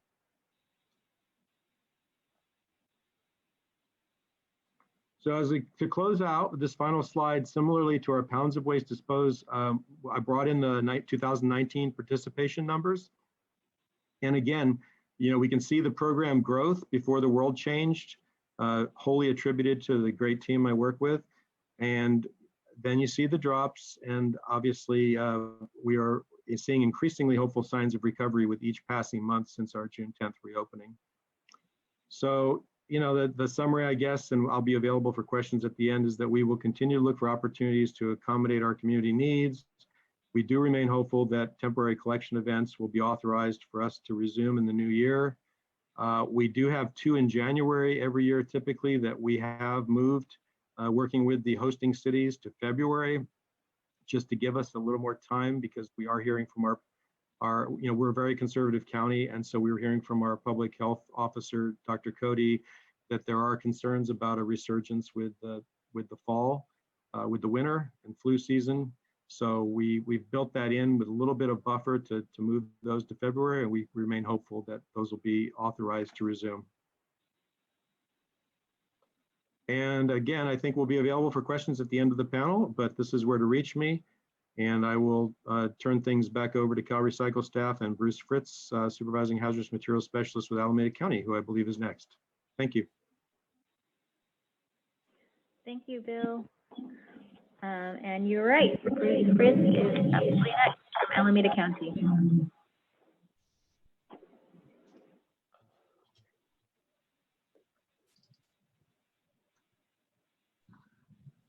Let's see if I can. Hi, everybody. This is Bruce. Welcome to Oakland. There you go. And I am trying to, can you see my screen? I'm trying to, Yes, we can. okay, I'm trying to pull the slideshow up. I think I'll have to do it like this. For some reason, the other portion's on my other screen. Can you see the slideshow? Yeah. There you go. Just to give a brief overview of Alameda County's program, we are, well, all the programs are different, and ours is somewhere between Sonoma and Santa Clara. Our county has about somewhere around 1 million inhabitants, approximately 550,000 households, and it's served by 3 county-run and 1 city-run household hazardous waste permanent facilities. And the county also runs between 6 and 12 one-day events a year. So the county-run facilities take in about 5,500 customers a year. The total program is aimed to serve about 75,000 households a year. So that's that. As far as our county-run operations, we have 3 sites in Hayward, Livermore, and in Oakland. They are run by about half county staff and by about half contractor staff, and we work with Clean Harbors. Our program is funded through the Alameda County Waste Management Authority, which is also known as Stop Waste, and they do all of our outreach for us. And so they're our partner in outreach and other aspects of the program.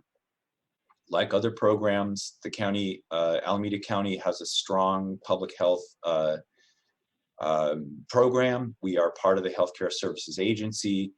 The orders came in and we shut down on March 16th. We closed all of the 3 county-operated facilities and canceled the upcoming household hazardous waste one-day events. In that we did not at the time have an appointment system.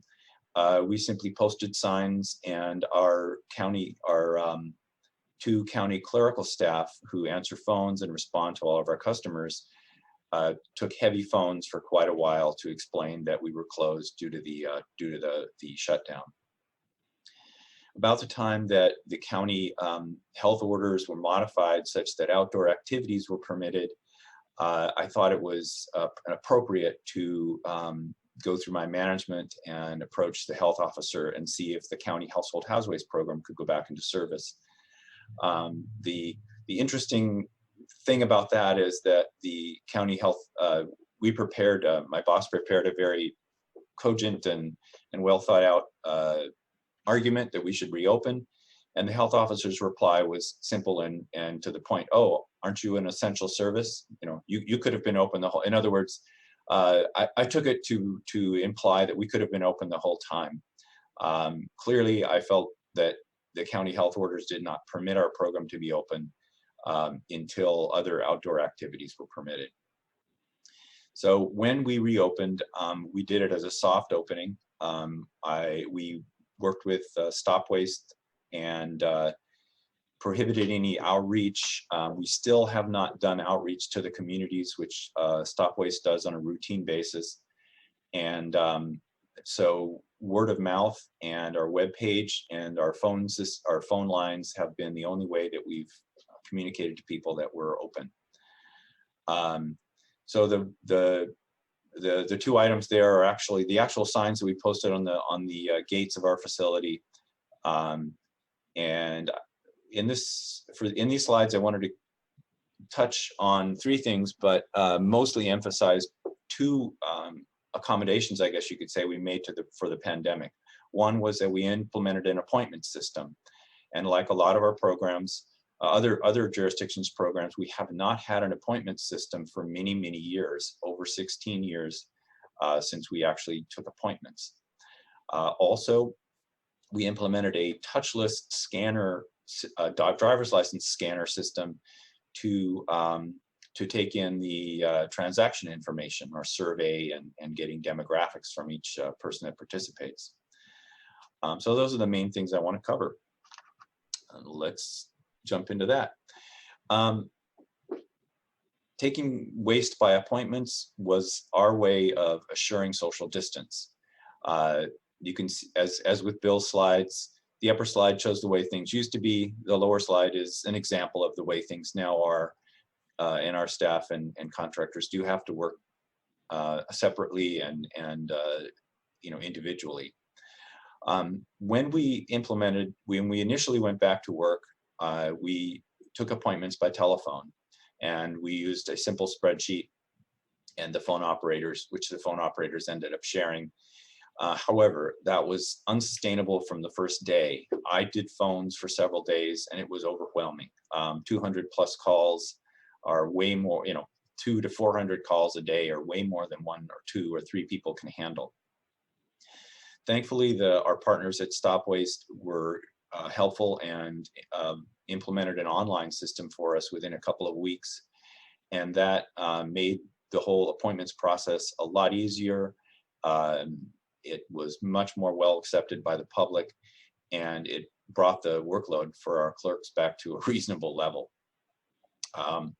The point of the appointment system is to, one, be able to control the total amount of traffic so that our staff wouldn't be overwhelmed and pushed to the point where they couldn't maintain social distance and work safely. And that's the total amount, but also to reduce rushes during the day and during the week. In the past, we used to have days where, say on a Saturday in Oakland, we'd have over 200 transactions, 200 cars had come through. Whereas on a Thursday or a Friday, they might be below 100. We also, using an online system, it allowed us to put messages out to the public. So we can change those messages, again, through active and dynamic help from our partners at Stop Waste.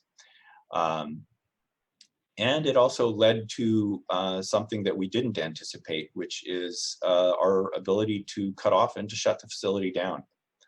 So appointments were a new thing for us. We didn't know how it was going to go. From the outset, some of the facilities were overbooked right from the start. And we planned the number of appointments to be approximately the maximum capacity for each site. That being different for the 3 sites, Hayward's being smallest at about 80 cars a day, Livermore a little over 100, and Oakland between 150 to 200. So how do people plan ahead to get rid of their hazardous waste? Well, our appointment system allowed us to see that. 2 or 3 days in advance, the calendar that you see on the upper calendar that you see is from a half to 2/3 empty. The day before, it might be 3/4 full to 2/3 full. The day of when they come in, it's generally full for each of the sites. So it seems to us that people plan ahead about a day in advance to get rid of their waste. When we started the appointment system, we were restricting traffic from below what people obviously wanted to do. And our Oakland facility was booking 3 to 4 days in advance. Currently, we're booking maybe 1 day to 2 days in advance.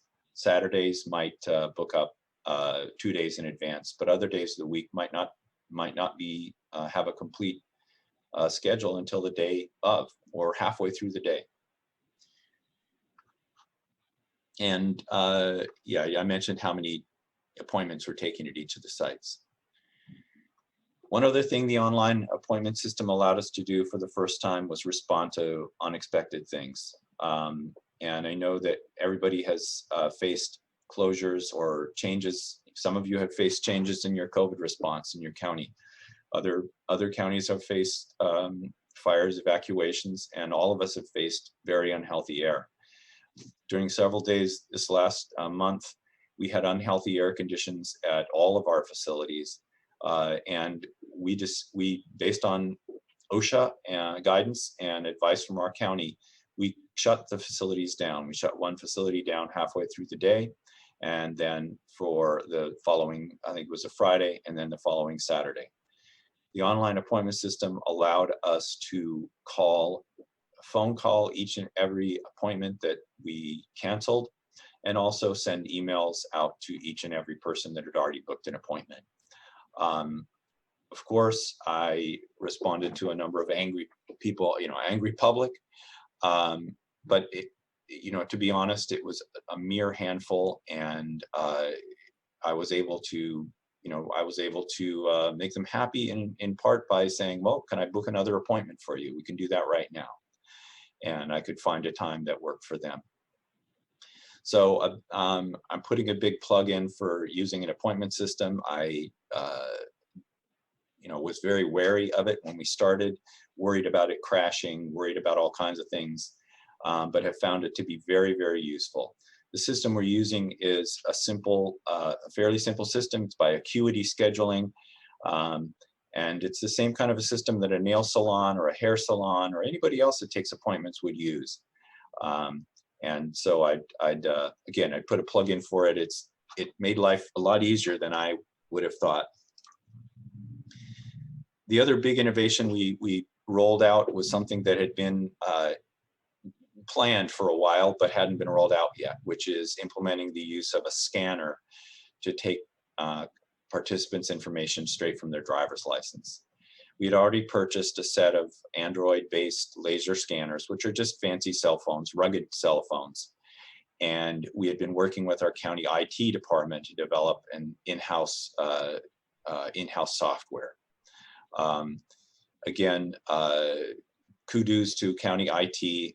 We did give them a lot of money, but they've been really great support in developing and taking care of all the bugs and making sure that the system works. Again, I was concerned about rolling it out, that this is something that our workers were unfamiliar with, but everybody pretty much learned it quickly, and we were able to, having easy access to the data, we were able to feedback and get things straightened, get user issues straightened out pretty quickly. Obviously, it helps a lot with data entry. The data from each scan can be uploaded minutes after it's scanned, and certainly by the end of the day, reports come out a lot quicker. It takes a huge data entry burden off our clerical staff and allows us to do some stuff that we haven't done before, and brings us perhaps into the 21st century. We're going from the old way to the new way of things.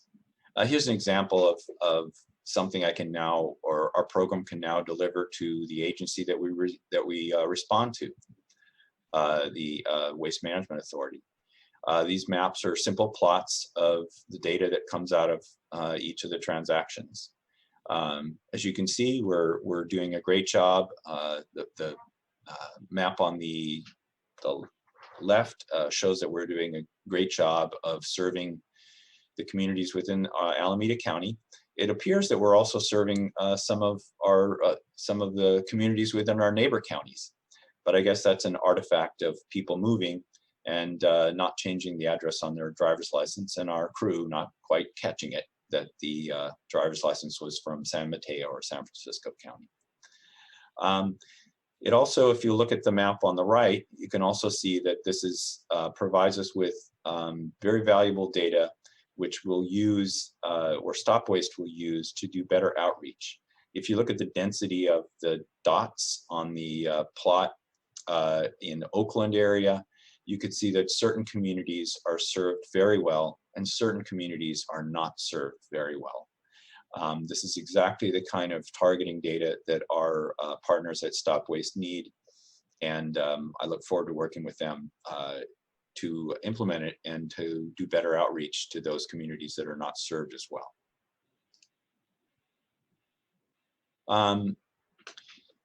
So in talking to the staff here, what's worked and you know, kind of things that we've gained from the pandemic. One thing we've gained is we've upped our sign game quite a bit.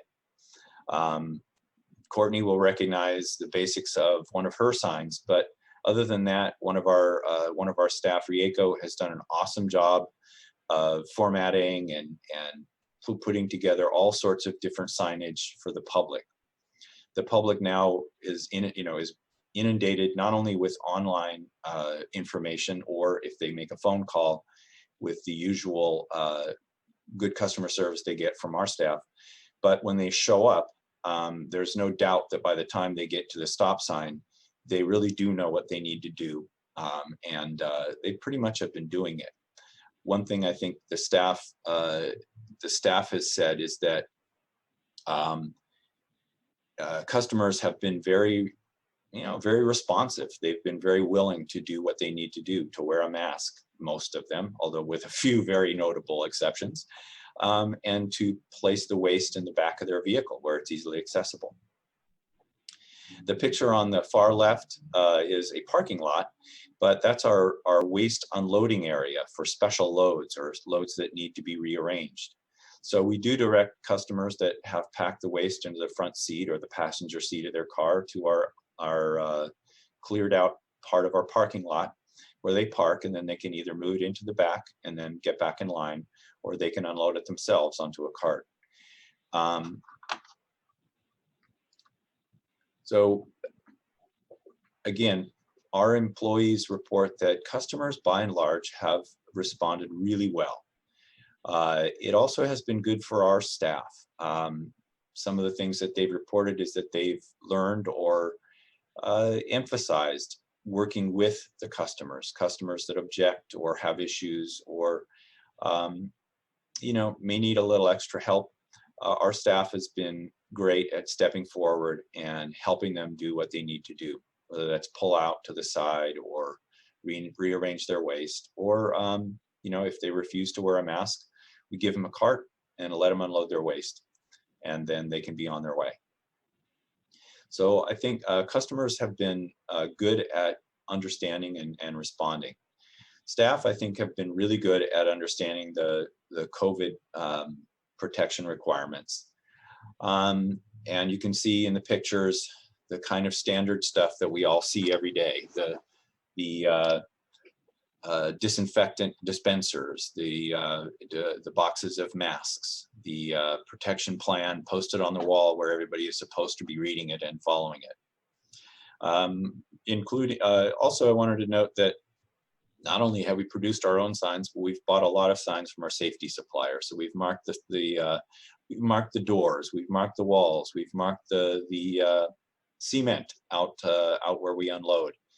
Everything is there to remind people to stay socially distant and to wear masks and wash their hands and go home if they need to. So the new normal is setting in pretty well with the customers and with our staff. Now, one place where we may we may, you know, we haven't had as good a time as we could have is with the contractors we work with. Now we partner with Clean Harbors for both disposal services and also for staff. Some of the issues with contract staff, again, the staff has been high quality that they've provided, and they provide about half of the people that work, the labor that works each of our sites. But Clean Harbors has had high turnover. I see that as them responding as they can to a lack of labor, a lack of staff that they have within their organization due to all the changes that COVID has brought. They've brought people in from other parts of the country, other parts of the state, people from other parts of their organization. And all this has been there to back us up and to keep our operations running. However, it's resulted in constant training, maybe about half, 2 to 3 to 4 people each day come in, are new, don't know much about household hazardous waste, have to be trained about HHW operation and the specifics of our site. It also drastically increases the possibility of transmission. If new people are showing up every week, the possibility, the numerical possibility of one of those people having an infection is increased naturally. We do a lot of work to make sure that we keep track of of the workers for contract tracing. Just an aside, when an issue cropped up, I pulled all the contract tracing information and I looked over the period of 3 work days in a week, and there were 13 separate contractor staff that had worked during that 3-day period, 2 of whom had worked there for 2 days. The rest of them had only worked 1 day. From that, I was very concerned.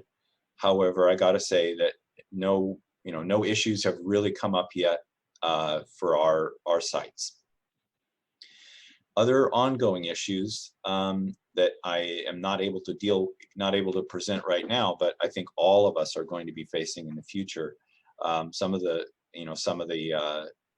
documentation of the amount of waste volume, the amount of transactions, the fact that we're seeing a lot more waste because all the paint care sites have been closed. That all of us have shut down our reuse program, and now we're seeing 10 to 20% more waste go into our waste containers. Our facility has seen a huge increase in e-waste, far above what we saw before, and we don't really have good methods for recycling some of the things that could be directly recycled. Last but not least, as I mentioned, due to high staff turnover and contractor staff being new to their jobs, we've actually had to use more contractor staff than in the past. All of this is clearly going to affect our budget as we go forward. And finally, last but not least, I'm sure just wanted to mention one of the concerns that I'm sure all of our programs have, which is PPE. None of us are, I've been informed by my honest and long-term safety supplier that they're just not sure about supplies of things like gloves and Tyvek. And of course, it would be nice to have a steady and constant supply of N95s, but I'm not sure if anybody has that. So if you do, let me know later on. Thanks a lot. I'm going to turn it over to Larry, and we can talk and answer questions later on.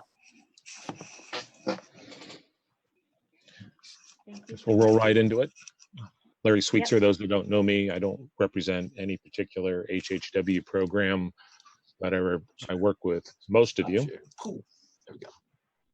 I don't know, I liked your pictures. Hope you're not disappointed I didn't prepare any slides, but I'll mention a little bit of a direct experience with one program locally, but also summarize some of the things that we've noticed and seen and where we're going.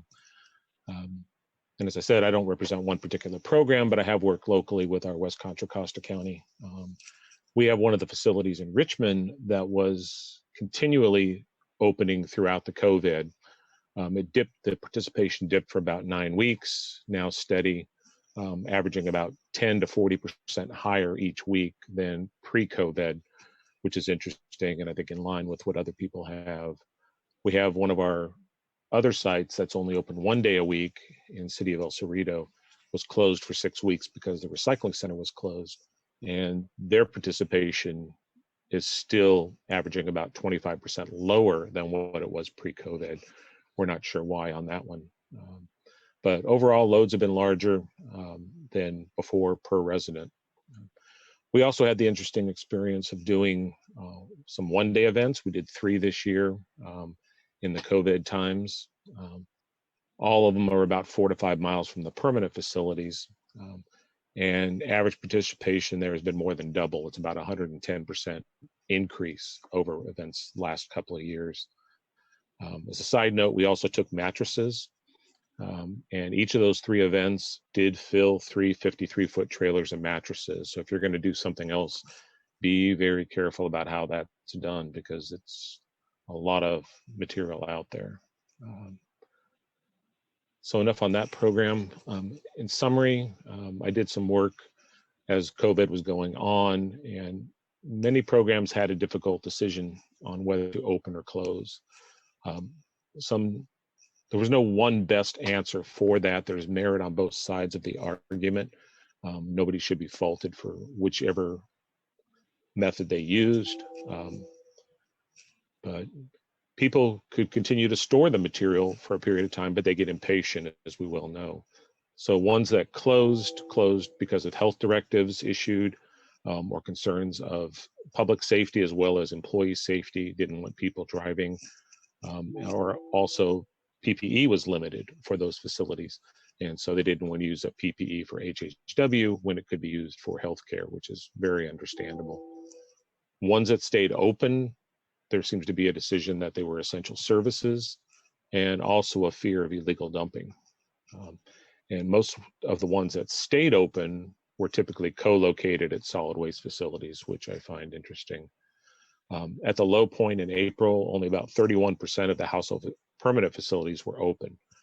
Nearly all the events, 1 day events, had ceased. Most door-to-door programs had ceased, although a few operated, and also most reuse ceased.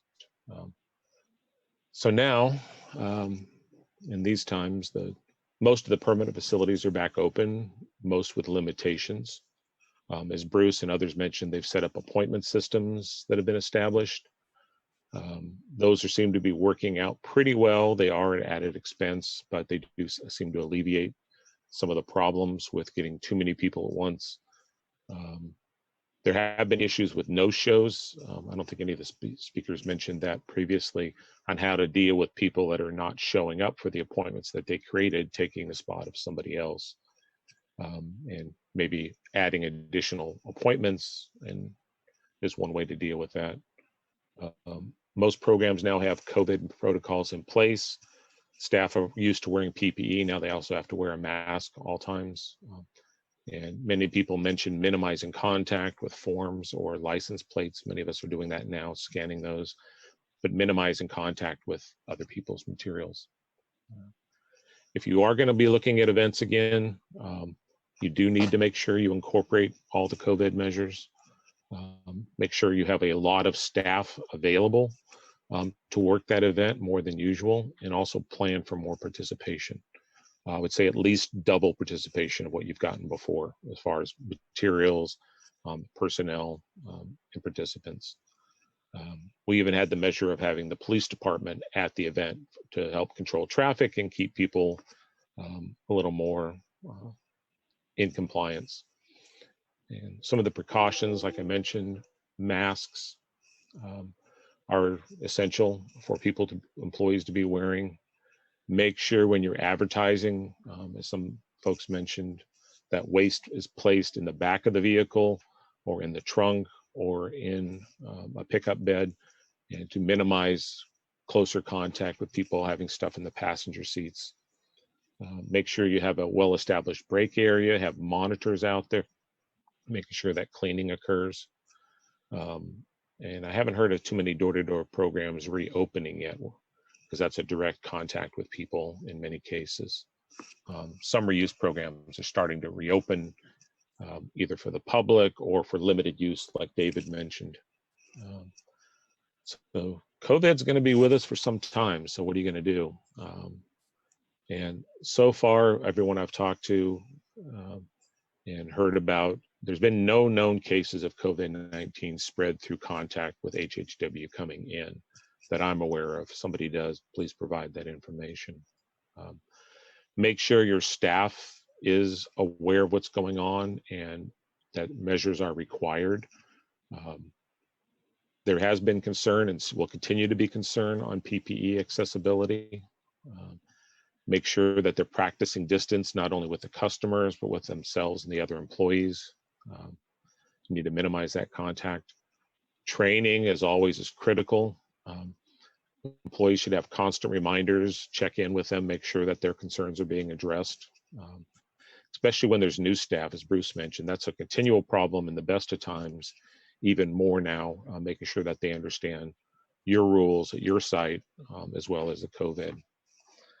The public overall have been very appreciative of the programs being open. Most of them are cooperating with measures and staff, even requiring customers to wear a mask, even at one-day events.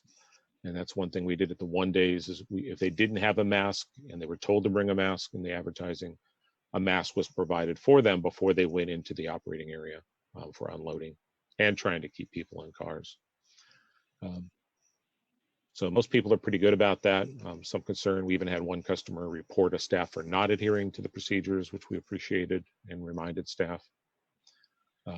We have had some customers get upset because their waste wasn't accepted from out of the area. That's been an issue a few times.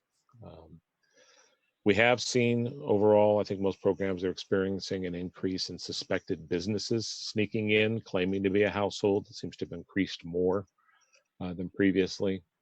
And you can tell by the large quantities that some of them are bringing in. There seems to be bits and pieces hearing of illegal dumping increases by not having facilities accessible, but doesn't seem to be significant overall. There has been some limited impact from closure of like paint care facilities. The store's not taking back paint. It seems to be coming into facilities as well as e-waste. As I mentioned, PPE issues are lessened, but still ongoing. People are spring cleaning. We've seen it in the solid waste side from self-haul. We're seeing it in the HHW. So it's nice to be popular, I guess. So in closing, COVID measures will continue for some time. So what are you going to do? And that's all I had. And I guess we'll open it up for questions. Jamie?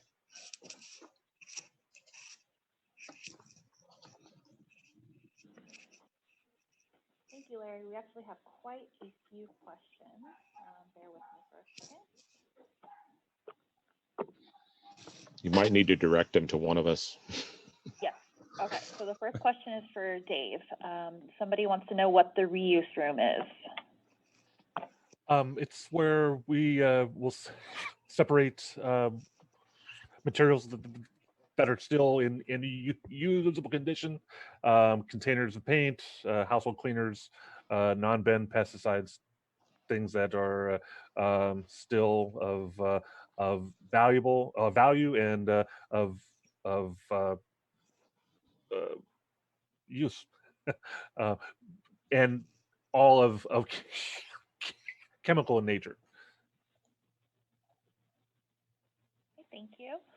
The next question is for Courtney. How was the webinar posted for the public, and what is the next step with Sonoma to help minimize customer backup? Yeah, so we have, we release our board agendas through a newsletter, so the public can sign up for the newsletter on our website. So that's how we released that, the webinar information. We also put it on our social media. We have Facebook, Twitter, Instagram, and LinkedIn, and then our website. And we also sent it to our partners, our jurisdiction partners. So we sent it to our board members and then the staff members from the different jurisdictions who usually interact with waste issues. The next step for reducing our participation and trying to get it to a manageable level, well, first and foremost, this season will help, right? Because we all know summer is the busy season. And I also actually emailed a question for Bruce. I wanted to know how much your appointment software costs, because we had to cut our budget by 10%. And so that's going to be a challenge in trying to figure out how to manage customer calls. You know, we may not be able to add any more staff or admin to answer calls, and adding more software might be problematic.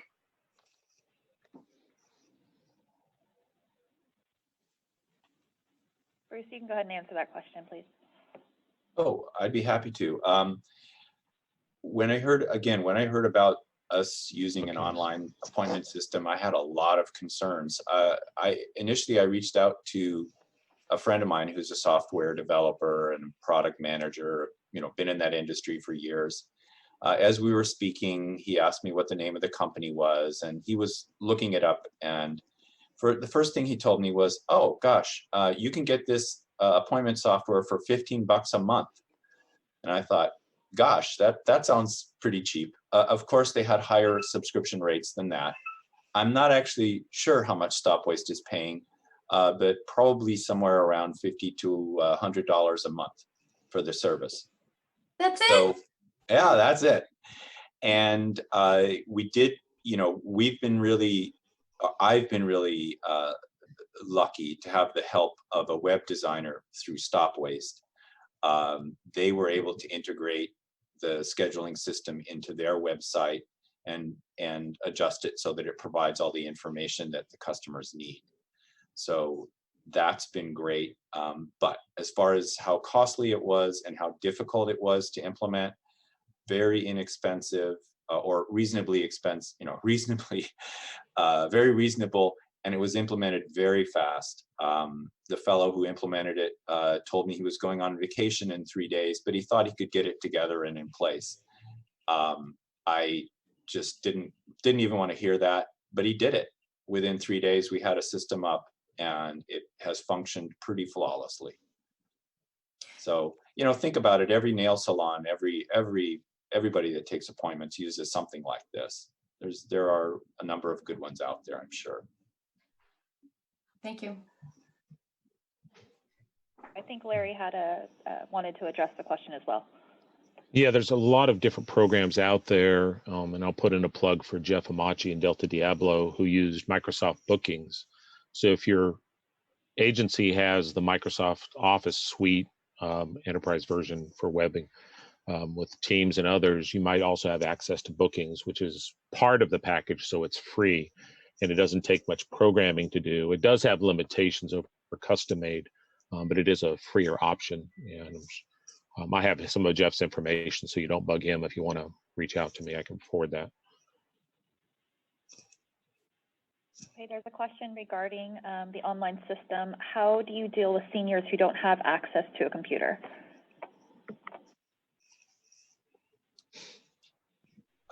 Alameda County still has, we did in the past, we have humans that answer the phones 5 days a week. We're one of the few county agencies that I know of that has a staff that answers the phones routinely. And yeah, they and I answer people's calls and pretty much keep people happy. Great, thank you. Bruce, I have a couple questions for you. Have you encountered any resistance from residents to the use of ID scanners? Surprisingly not. Surprisingly, no. The scanner is really simple. If somebody says they don't want to show us their driver's license, we can just ask them their address and then type it in with a finger or with a stylus, or even speak it into the machine, and it records it. It's pretty quick. Okay, thank you. If I could piggyback on the last question just real quick. So we also have a call center, and we've had really good results working collaboratively with San Jose State University, because the students get academic credit, and we pay very minimal cost to have them staff call center for those. And it's a pretty high number of folks who still prefer that method of making appointments over an online system. Mm-hmm. And let me add to that too. Our local program does have door-to-door. It's on hold right now, but we do get calls from seniors quite often, and trying to set up some way to set that program up again. Although it was interesting, one person, I'm sure it's not the norm, admitted that, well, they'll just have somebody else bring it in. They'll drive it in themselves rather than rely on the senior program. But also, if one thing is that seniors could be asked if they have a neighbor or somebody else that can bring the material into the facility, just make sure the resident accompanies them in the car so that it is legal. Otherwise, you could be running into technical legal issues that I'm so fond of pointing out. And we do defer a lot of those, Larry, to piggyback on what you're saying. We do defer a lot of those to, do you have a neighbor? Do you have a family member? Do you belong to a church or an organization? And I find that probably 75% or more, once they make that mental connection, are able to bring their materials to us.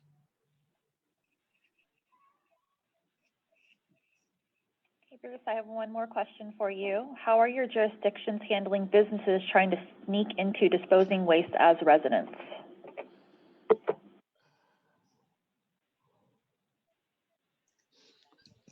Was this for me? Yes. Okay. Or anybody on the panel, really. Since you've solved that problem, Bruce, yes, for you. There's no solution. There's no solution to that. I would say the pandemic has been an opportunity for us to kind of reiterate for staff that our goal is to keep this stuff off the street. Yeah. I showed you the Oakland, the Oakland landscape outside the window. That's what we're trying to keep clean. And if you've ever visited us down here, you notice, you'll know that it's not clean. Of course, we use various, tricky ways of figuring out if they're a business or not. But if they insist that they're a resident, then we take their waste.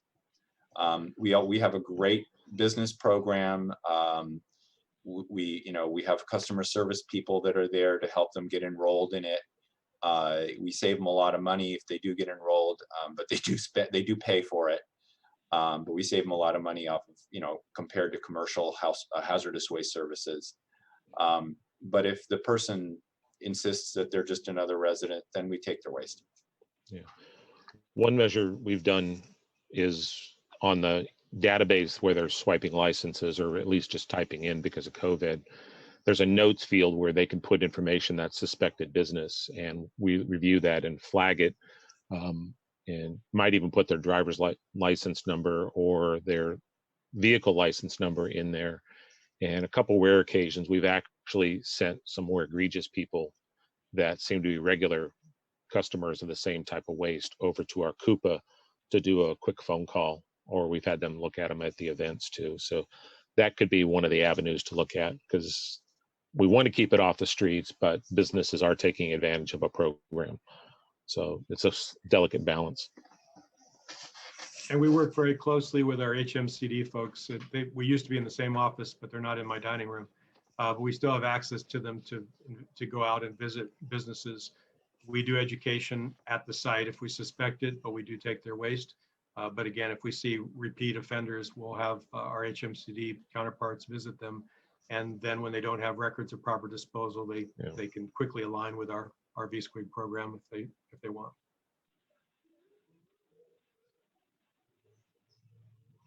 Okay, the next set of questions is for the panel.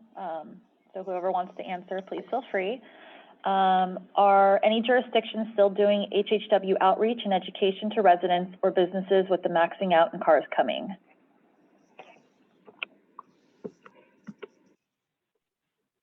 We are. I think Teresa was telling me yesterday, we're reinitiating our contracts with some social media outreach in Vietnamese, Spanish, English, with some of our media community. We have capacity now. I think we hit we've satisfied our backlog to some degree, and we traditionally, as others have mentioned, we'll see reductions in participation as we get into the winter months. So I think it's an ideal time to try to re-engage those resources. Obviously, the messaging is a little bit different, but yeah, we certainly have are looking toward a spring re-energizing of outreach. Maybe not, obviously not in the events or in the physical surroundings that we would normally do in the new year, but looking at opportunities in social media, in radio, television, or other media as we can accommodate. In Sonoma, I mentioned that we had to cut our budget by 10%, and the bulk of that came in the form of advertising. So we're not pushing the facility so much. We do have a special COVID page on our website that just kind of breaks down all of the current situations, what is currently open. But I would say that the main thing that we are advertising is our events. So we have the HHW events, and then we have separately e-waste and mattress events. So we are still definitely pushing those with our social media, radio, and digital newspaper now. I guess we're not really doing any hard copy newspapers. So yeah, the events we are still pushing. And for our HHW events, we have a maximum of 80 appointments for those. So we're not really worried about getting too many participants at those. Though we did recently have one yesterday that we increased to 100 participants because we were getting a lot of calls for it.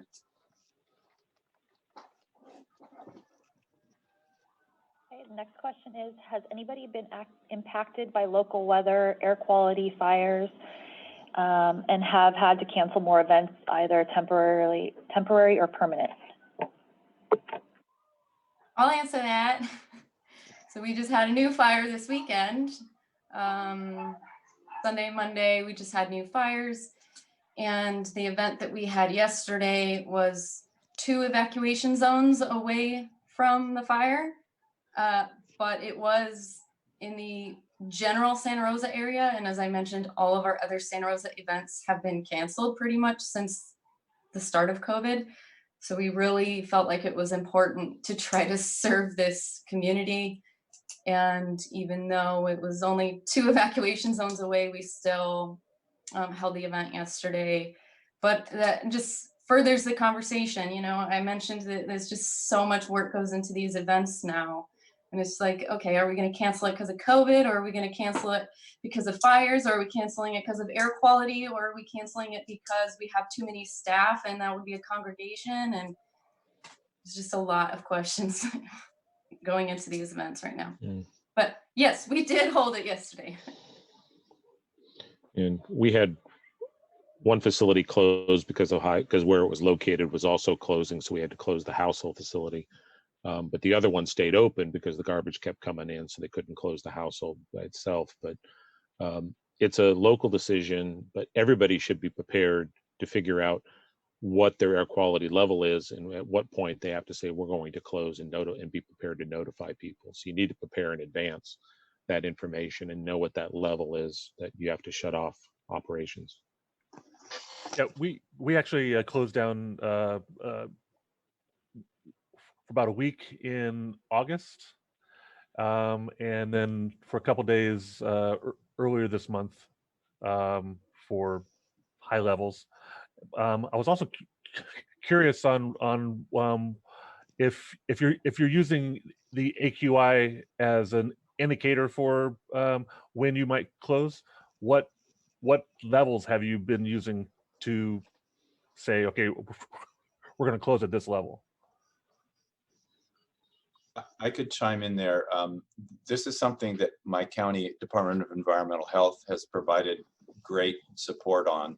One is the director sent out the OSHA standard. By the way, there's an OSHA standard for air quality. Didn't know that, but it was only drafted 2 years ago. I'd be happy to send a reference to the standard out. That provided some decent guidance. Our county health officer also provided guidance. Between those two things, it was and looking at the air quality indexes, it was pretty clear to me how to make a decision to close our sites for a day and a half, 2 days. Do you want to mention the number, Bruce? The air quality index number? Yeah, that's what I was asking. Yeah. You're on mute, Bruce. It's a secret answer. Go. Secret It would answer. be. I closed when the air quality index was above unhealthy, so the red or above. It was really hard to make that call because air quality, it's like the weather report. How do we really know how it's going to be tomorrow? Is that something that we, this is all new. This was new to me. But at the point that the forecast was for very, unhealthy or very unhealthy air for the next 3 to 4 days, there was no question. And so it made it a little bit, it made it easier to make that decision. Thank you, panel members. We are out of time for this section. We do still have quite a few questions, so we will be emailing them to you.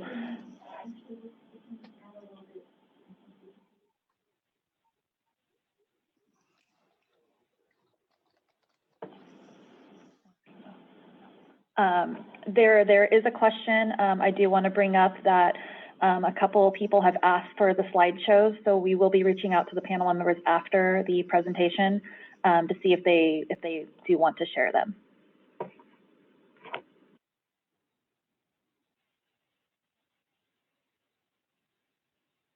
Great, then I guess we'll be moving on to Doug Cobold with the California Product Stewardship Council. Great, thank you. Can you hear me? Sound great. Okay, excellent. I'm going to switch over to my presentation. Thank you, everyone. Fortunately, I've been accused of being an auctioneer in a former life, so I'll go fairly quickly through my slides, but certainly open to questions at the end. Just to let you know, we've kind of reduced staff, not by having to lay anybody off, but we had Heidi and Jordan both transition full-time to NSEC since the last HHWIE. So we're now down to 4 staff, which is actually probably right-sized for the level of work we do. As a reminder, most of our board is made up of local government folks. And so you might see a few at our executive committee that might be on the call today or on the webinar today. They represent a great, diverse group of folks with a lot of different experiences, a lot of expertise that really helps CPSC be successful. So we thank them always for all of their volunteer work to be on the board of CPSC. Also, I'd always like to thank our funders, especially a lot of you on the webinar today, because without you, we couldn't do this good work. So if you are a funder, thank you very much. If you are not a funder and you would like to become, we absolutely would love that. Please contact myself, and that's Doug at calpse.org, or you can visit our website and find out more information there as well. But please consider being a funder if you're not already. I typically spend a little more time on this, but due to the shortness of time, I won't lag on this too much, but just, yes. I'm sorry, we don't see your slideshow. Oh, you don't? Oh, I must not be sharing. Okay, but let me do that. I probably forgot to hit share screen.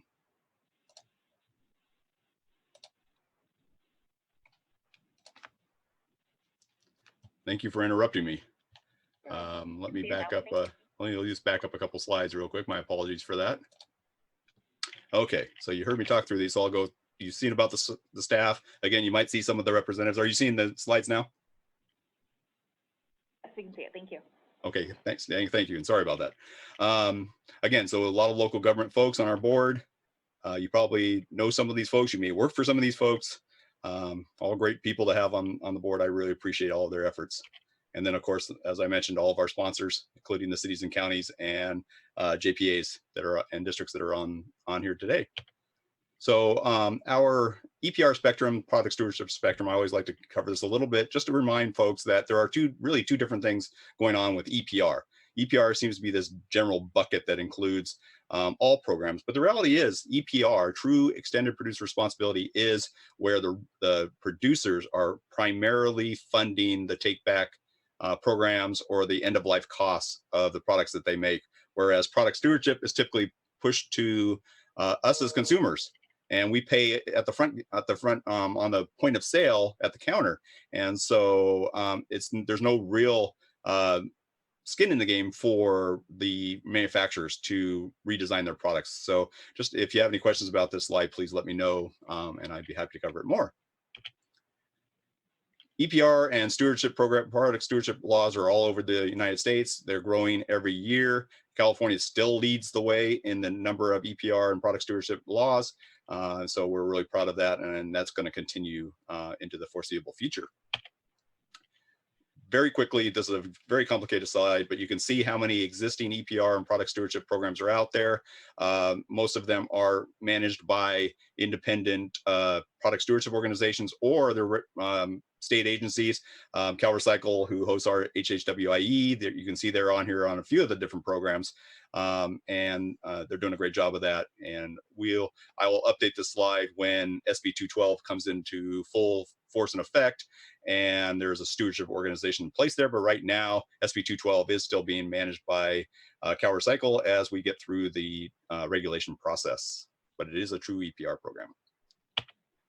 Okay, I'm going to talk really briefly about our Refill Your Fund campaign. You've heard about this before from myself and my staff. We continue this campaign.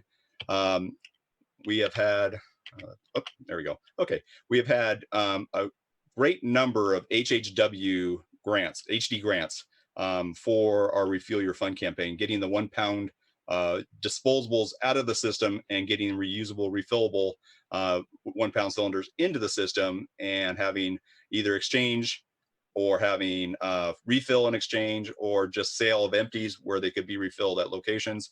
So far, we've done 21 different HD grants related to Refuel Your Fund and to the 1 pound reusables. And we're happy to say that we've submitted quite a few, co-submitted quite a few applications for the HD 35s through our cities and counties that are interested in doing that. And with the ping pong ball draw that happened yesterday, we're excited to learn who is going to be able to include this in their programs coming soon. A little more on Refuel Your Fund, just to let you know, we do have a big website on here. We've been maintaining it for a long time. It's an awesome website that you can get information about the program, about where you can find refillers. So if you go to find a retailer or any of these other maps, we have maps. And so here you'll see a map. When you click on find a retailer, here's the map that pops up, and you can see we got a lot of different locations on our map. We try to keep this as up to date as possible. When you click on a specific location, you get the details of what they do. I happen to pick the Chevron station here in Davis, where I live. It is the only one here in Davis at this point, but we were trying to work on that, and we were working with Yolo County and its cities to try and get more locations here in Yolo County. I'm going to move on to solar. Before I go through these slides, I have one great announcement. We just learned that on Monday, the Office of Administrative Law finally approved the DTSE regulations to designate solar panels as universal waste. We've been waiting long and hard for this. This was spurred out of SB 489 to designate these as universal waste. So now the e-waste processors have a path forward, and any solar panel processors have a path forward to process these in California. To date, there's been no way to process these in California unless you can determine that they are not hazardous waste, which is an expensive test to figure out which ones are hazardous, which ones are not. So for the most part, they've either been stockpiled or they've been sent out of state as hazardous waste at great expense, or they've been landfilled in state at one of the two Class 1 landfills here in California. But as you can see, there's a lot of parts to these solar panels, to the solar cells themselves. And so it's a pretty complicated process to get these separated out. And then there are 3 primary types of solar cells out there. The first 2 are non-hazardous, unless you test the solder as well that puts them together. Those are the monochrome, or the monocrystalline and polycrystalline, and then the thin film is considered hazardous. Not only do these come in different types of solar cell, but they come in different shapes and sizes. And as you can see, it's just complicated. You have solar panels that are bifacial, so they actually receive light from both sides and generate energy. It's great for energy efficiency, but then it just complicates the process more. You've got ones that are concentrated, you've got ones that are transparent, so you can put them on top of your trellis so that you can get the light through, but you also generate electricity. And then there's the solar tiles themselves as well. So again, a lot of different products out there. Not a great way to manage any of these right now, but now with the universal regs being passed, that will make it a little easier. What are you going to do right now? You as household hazardous waste facilities, you're getting these things or you're getting calls. What do I do with these things? There is a way to determine whether or not they are hazardous. If the label on the back of the panel is still visible, you can look up the process or the manufacturer and the model, and then determine whether or not these are the crystalline type or the thin film type or some hybrid thereof, and determine whether or not they are hazardous. At least that'll help you if you have the time and efforts to be able to do that. Right now, we're working with the industry to try and get labeling that's consistent, so that actually on the label you could find how what type of material the solar panel in front of you is made of. But for now, again, you're going to look at either by family and find it on there through the model, or you're going to look at it by technology. So we've been, like I mentioned, we've been working with a large group of folks to try and get some consistent labeling across the board, and that will not help the panels that are on this out there now, but what it will do is help for the panels that are being produced. We expect that this labeling should be done, this requirement through UL should be done by the end of the calendar year, and be instituted probably within a year after that, because they'll have to have time to change their labels and start listing what the panels are made of.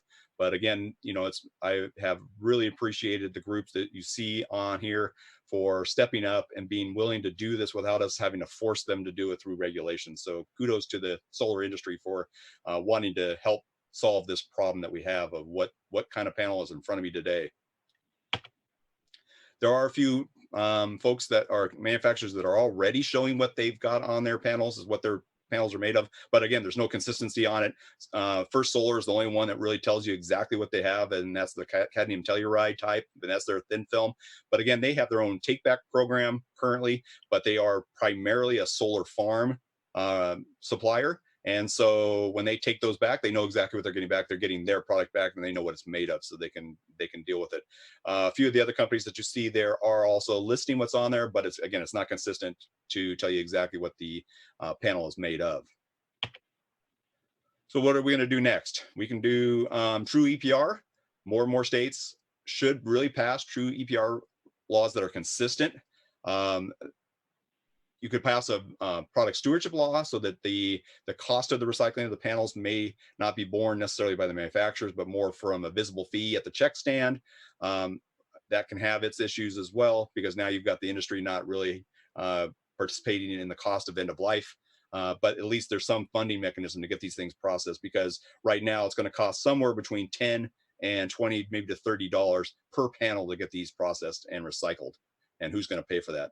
So Washington, back in 2017, did pass a law for extended producer responsibility, and they're currently working on that.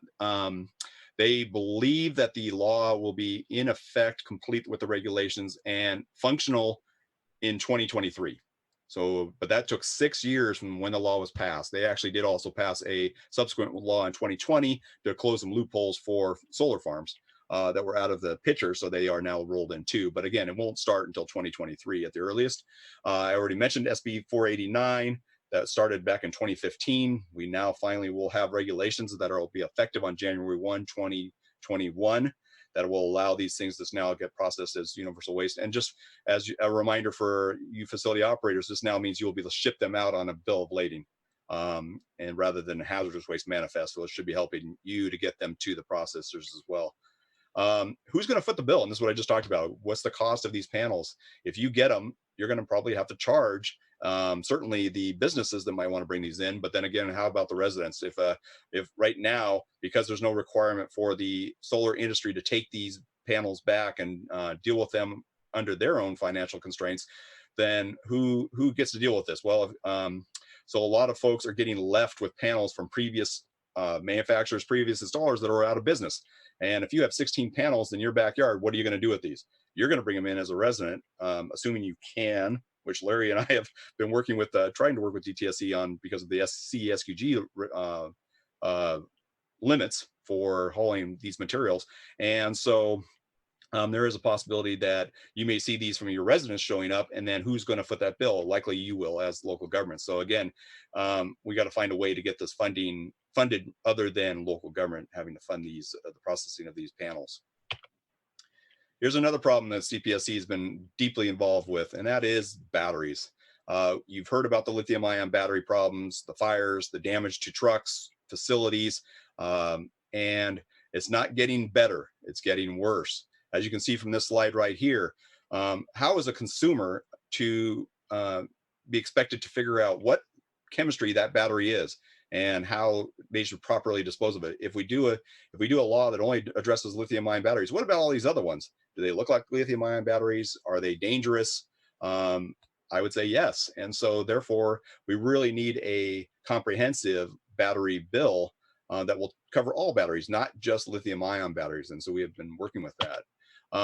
There's all these other batteries that are out there. It's not just the single-use household batteries. You've got all the ones for the power tools, for cameras that we use, for other electronic devices like remote control cars. So there's a lot of batteries out there that have a lot of potential risk that you guys as household hazardous waste facility operators are going to have to deal with. You're already dealing with it. You're already seeing them come in, and you're being expected to handle these things. It's getting worse, like I said. Now you're seeing 9-volt plug-in rechargeable batteries that you can plug into a USB cable. And I really love the picture in the upper left. I found this one on the internet where someone thought it was a good idea to take a battery, a Duracell battery, an M3 battery, which I don't believe is meant to be rechargeable. And somehow they plugged in a USB cable, and they're suggesting you do that. And there's a YouTube video on how to do that. I wouldn't recommend it by any stretch, but yeah, it's crazy. So, and again, I don't even know what the chemical what the chemical constituents are in that battery, the Duracell M3. Is it lithium, or what is it? So what can we do for batteries? What can EPR look like for batteries? The Rechargeable Battery Recycling Act by Assemblymember Pavley back in 2005 took care of the rechargeable batteries. That is actually a producer responsibility requirement for the battery industry to set up a collection program and take these back. That program is managed by Call2Recycle, and they're doing a great job with what they can, but they're getting all these other batteries in there too, not just the rechargeables. And so they've been wrestling with that issue for a long time. There are currently no other EPR programs for the other chemistries that I've been talking about. So what can happen as far as potential EPR? Well, we can do lithium-ion batteries, which I mentioned, but which types? Are we going to do embedded? Are we going to do loose? Are we going to do both? Maybe it should be all lithium-ion batteries. But then we still have the consumer confusion. Look at that picture. Look at all those different chemistries sitting in that pile. Maybe it should be all batteries. Is the battery industry even on board with this? Are they willing to take responsibility? What about the free riders? We have heard from the industry that there are a lot of batteries that are embedded in products that come from other countries. They don't know what the batteries are. They don't know that they've been the one manufacturing. So who's going to take care of the free riders? If there is a stewardship organization that takes care of this program, if there's a program that's developed, it should be a nonprofit 501c3 that runs it, so that it's very transparent. And there should be oversight by CalRecycle. CalRecycle is becoming the expert on management and oversight of EPR and product stewardship programs. Here's what we've done. We decided, well, we being the CPSC, the South Bayside Waste Management Authority, which is Rethink Waste, and then Californians Against Waste, CAW. So we co-authored AB 1509, I believe that was mentioned earlier by Emily, and that did not survive this last 2-year session. It was pulled back due to other priorities, COVID, wildfires, as we've seen great need for dealing with those, homelessness, and affordable housing. So it was one of the ones that fell victim to the other priorities. We are planning to reintroduce this year because this problem is not going away. It does need a solution. What are we thinking about with this new program? While the old legislation did focus only on lithium-ion batteries, we had come to conclusion that we do need to do all batteries, and we're still considering how do we get this funded. Is it a visible fee at the check stand, kind of like what you pay for other programs, mattresses, carpet, or paint? Is it a shared cost where possibly we get the manufacturers to share in 50% of the cost, so the consumer is not bearing the full brunt of the cost of running the program? So what can we do? Well, we can, like I mentioned, we're going to reintroduce the similar legislation as to AB 1509. It'll likely include a consumer fee. I'm hoping it'll be shared by manufacturers. It will be all batteries. It will be single use, rechargeable, etc. There will be no automotive batteries because, as you heard earlier from Jeff, that is already covered under, I believe it was AB 2835. And hence the question I asked Jeff earlier about what was solar batteries included in that. They are not. So CPSC will have to look in how we can help that program, and maybe that's going to be needing to be dealt with if we go through solar EPR. Another thing we do on a 2-year basis, every 2 years, is we send out a survey, and thank you to the folks that have already responded to our priority product survey. You've been very helpful in us identifying what's next on our horizon. If you have not taken this survey and you've received or request to do so, please do so. We're still taking the results. We still want to hear from you. We want to build as many responses as possible. It just makes for a better ultimate survey result on what's important to you folks out there. What are you dealing with?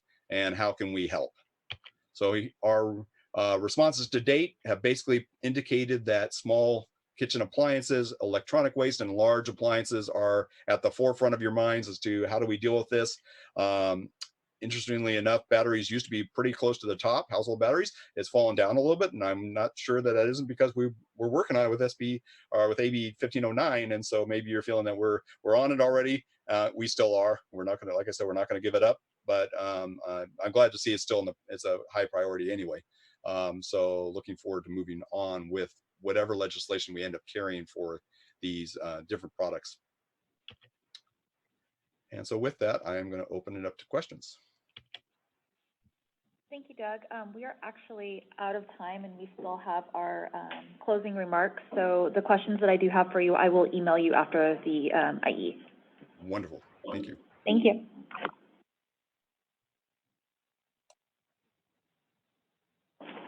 Hi, I'm Lori Kikumoto, Section Manager of the Used Oil HHW programs, and I just want to thank you all for participating in our HHWIE. We'll send out a survey shortly, so I encourage you to provide us with feedback and ideas for future topics. I'd like to thank all of our speakers, Jeff Nicewander, Howard Mayo, Courtney Scott, David Wyatt, Larry Sweetser, Bill Grimes, Bruce Fritz, and Doug Cobalt. Thank you so much for all the time you spent in preparing your presentations and the great slides. And from CalRecycle, I'd like to thank Matt Hennigan, Emily Wang, Jeff Lynn, and Becky Wall. And thank you especially to Matt Wang from IT, who made this virtual meeting possible. And I also want to thank the Planning Committee, Emily Wong, Jeff Lynn, Baljot Byring, Ashraf Fatavia, Jill Kayashida, and our committee lead, Jamie Tester. As a heads up, we will begin working on a spring 2021 Used Oil HHW Symposium shortly. It'll be virtual. We'll send out a save the date as soon as the date is confirmed. We're working on confirming finalizing our contract with CSUS this week. So we'll be getting the committee members back to reconvene. Take care, everyone, and stay safe. And until next time, have a great afternoon.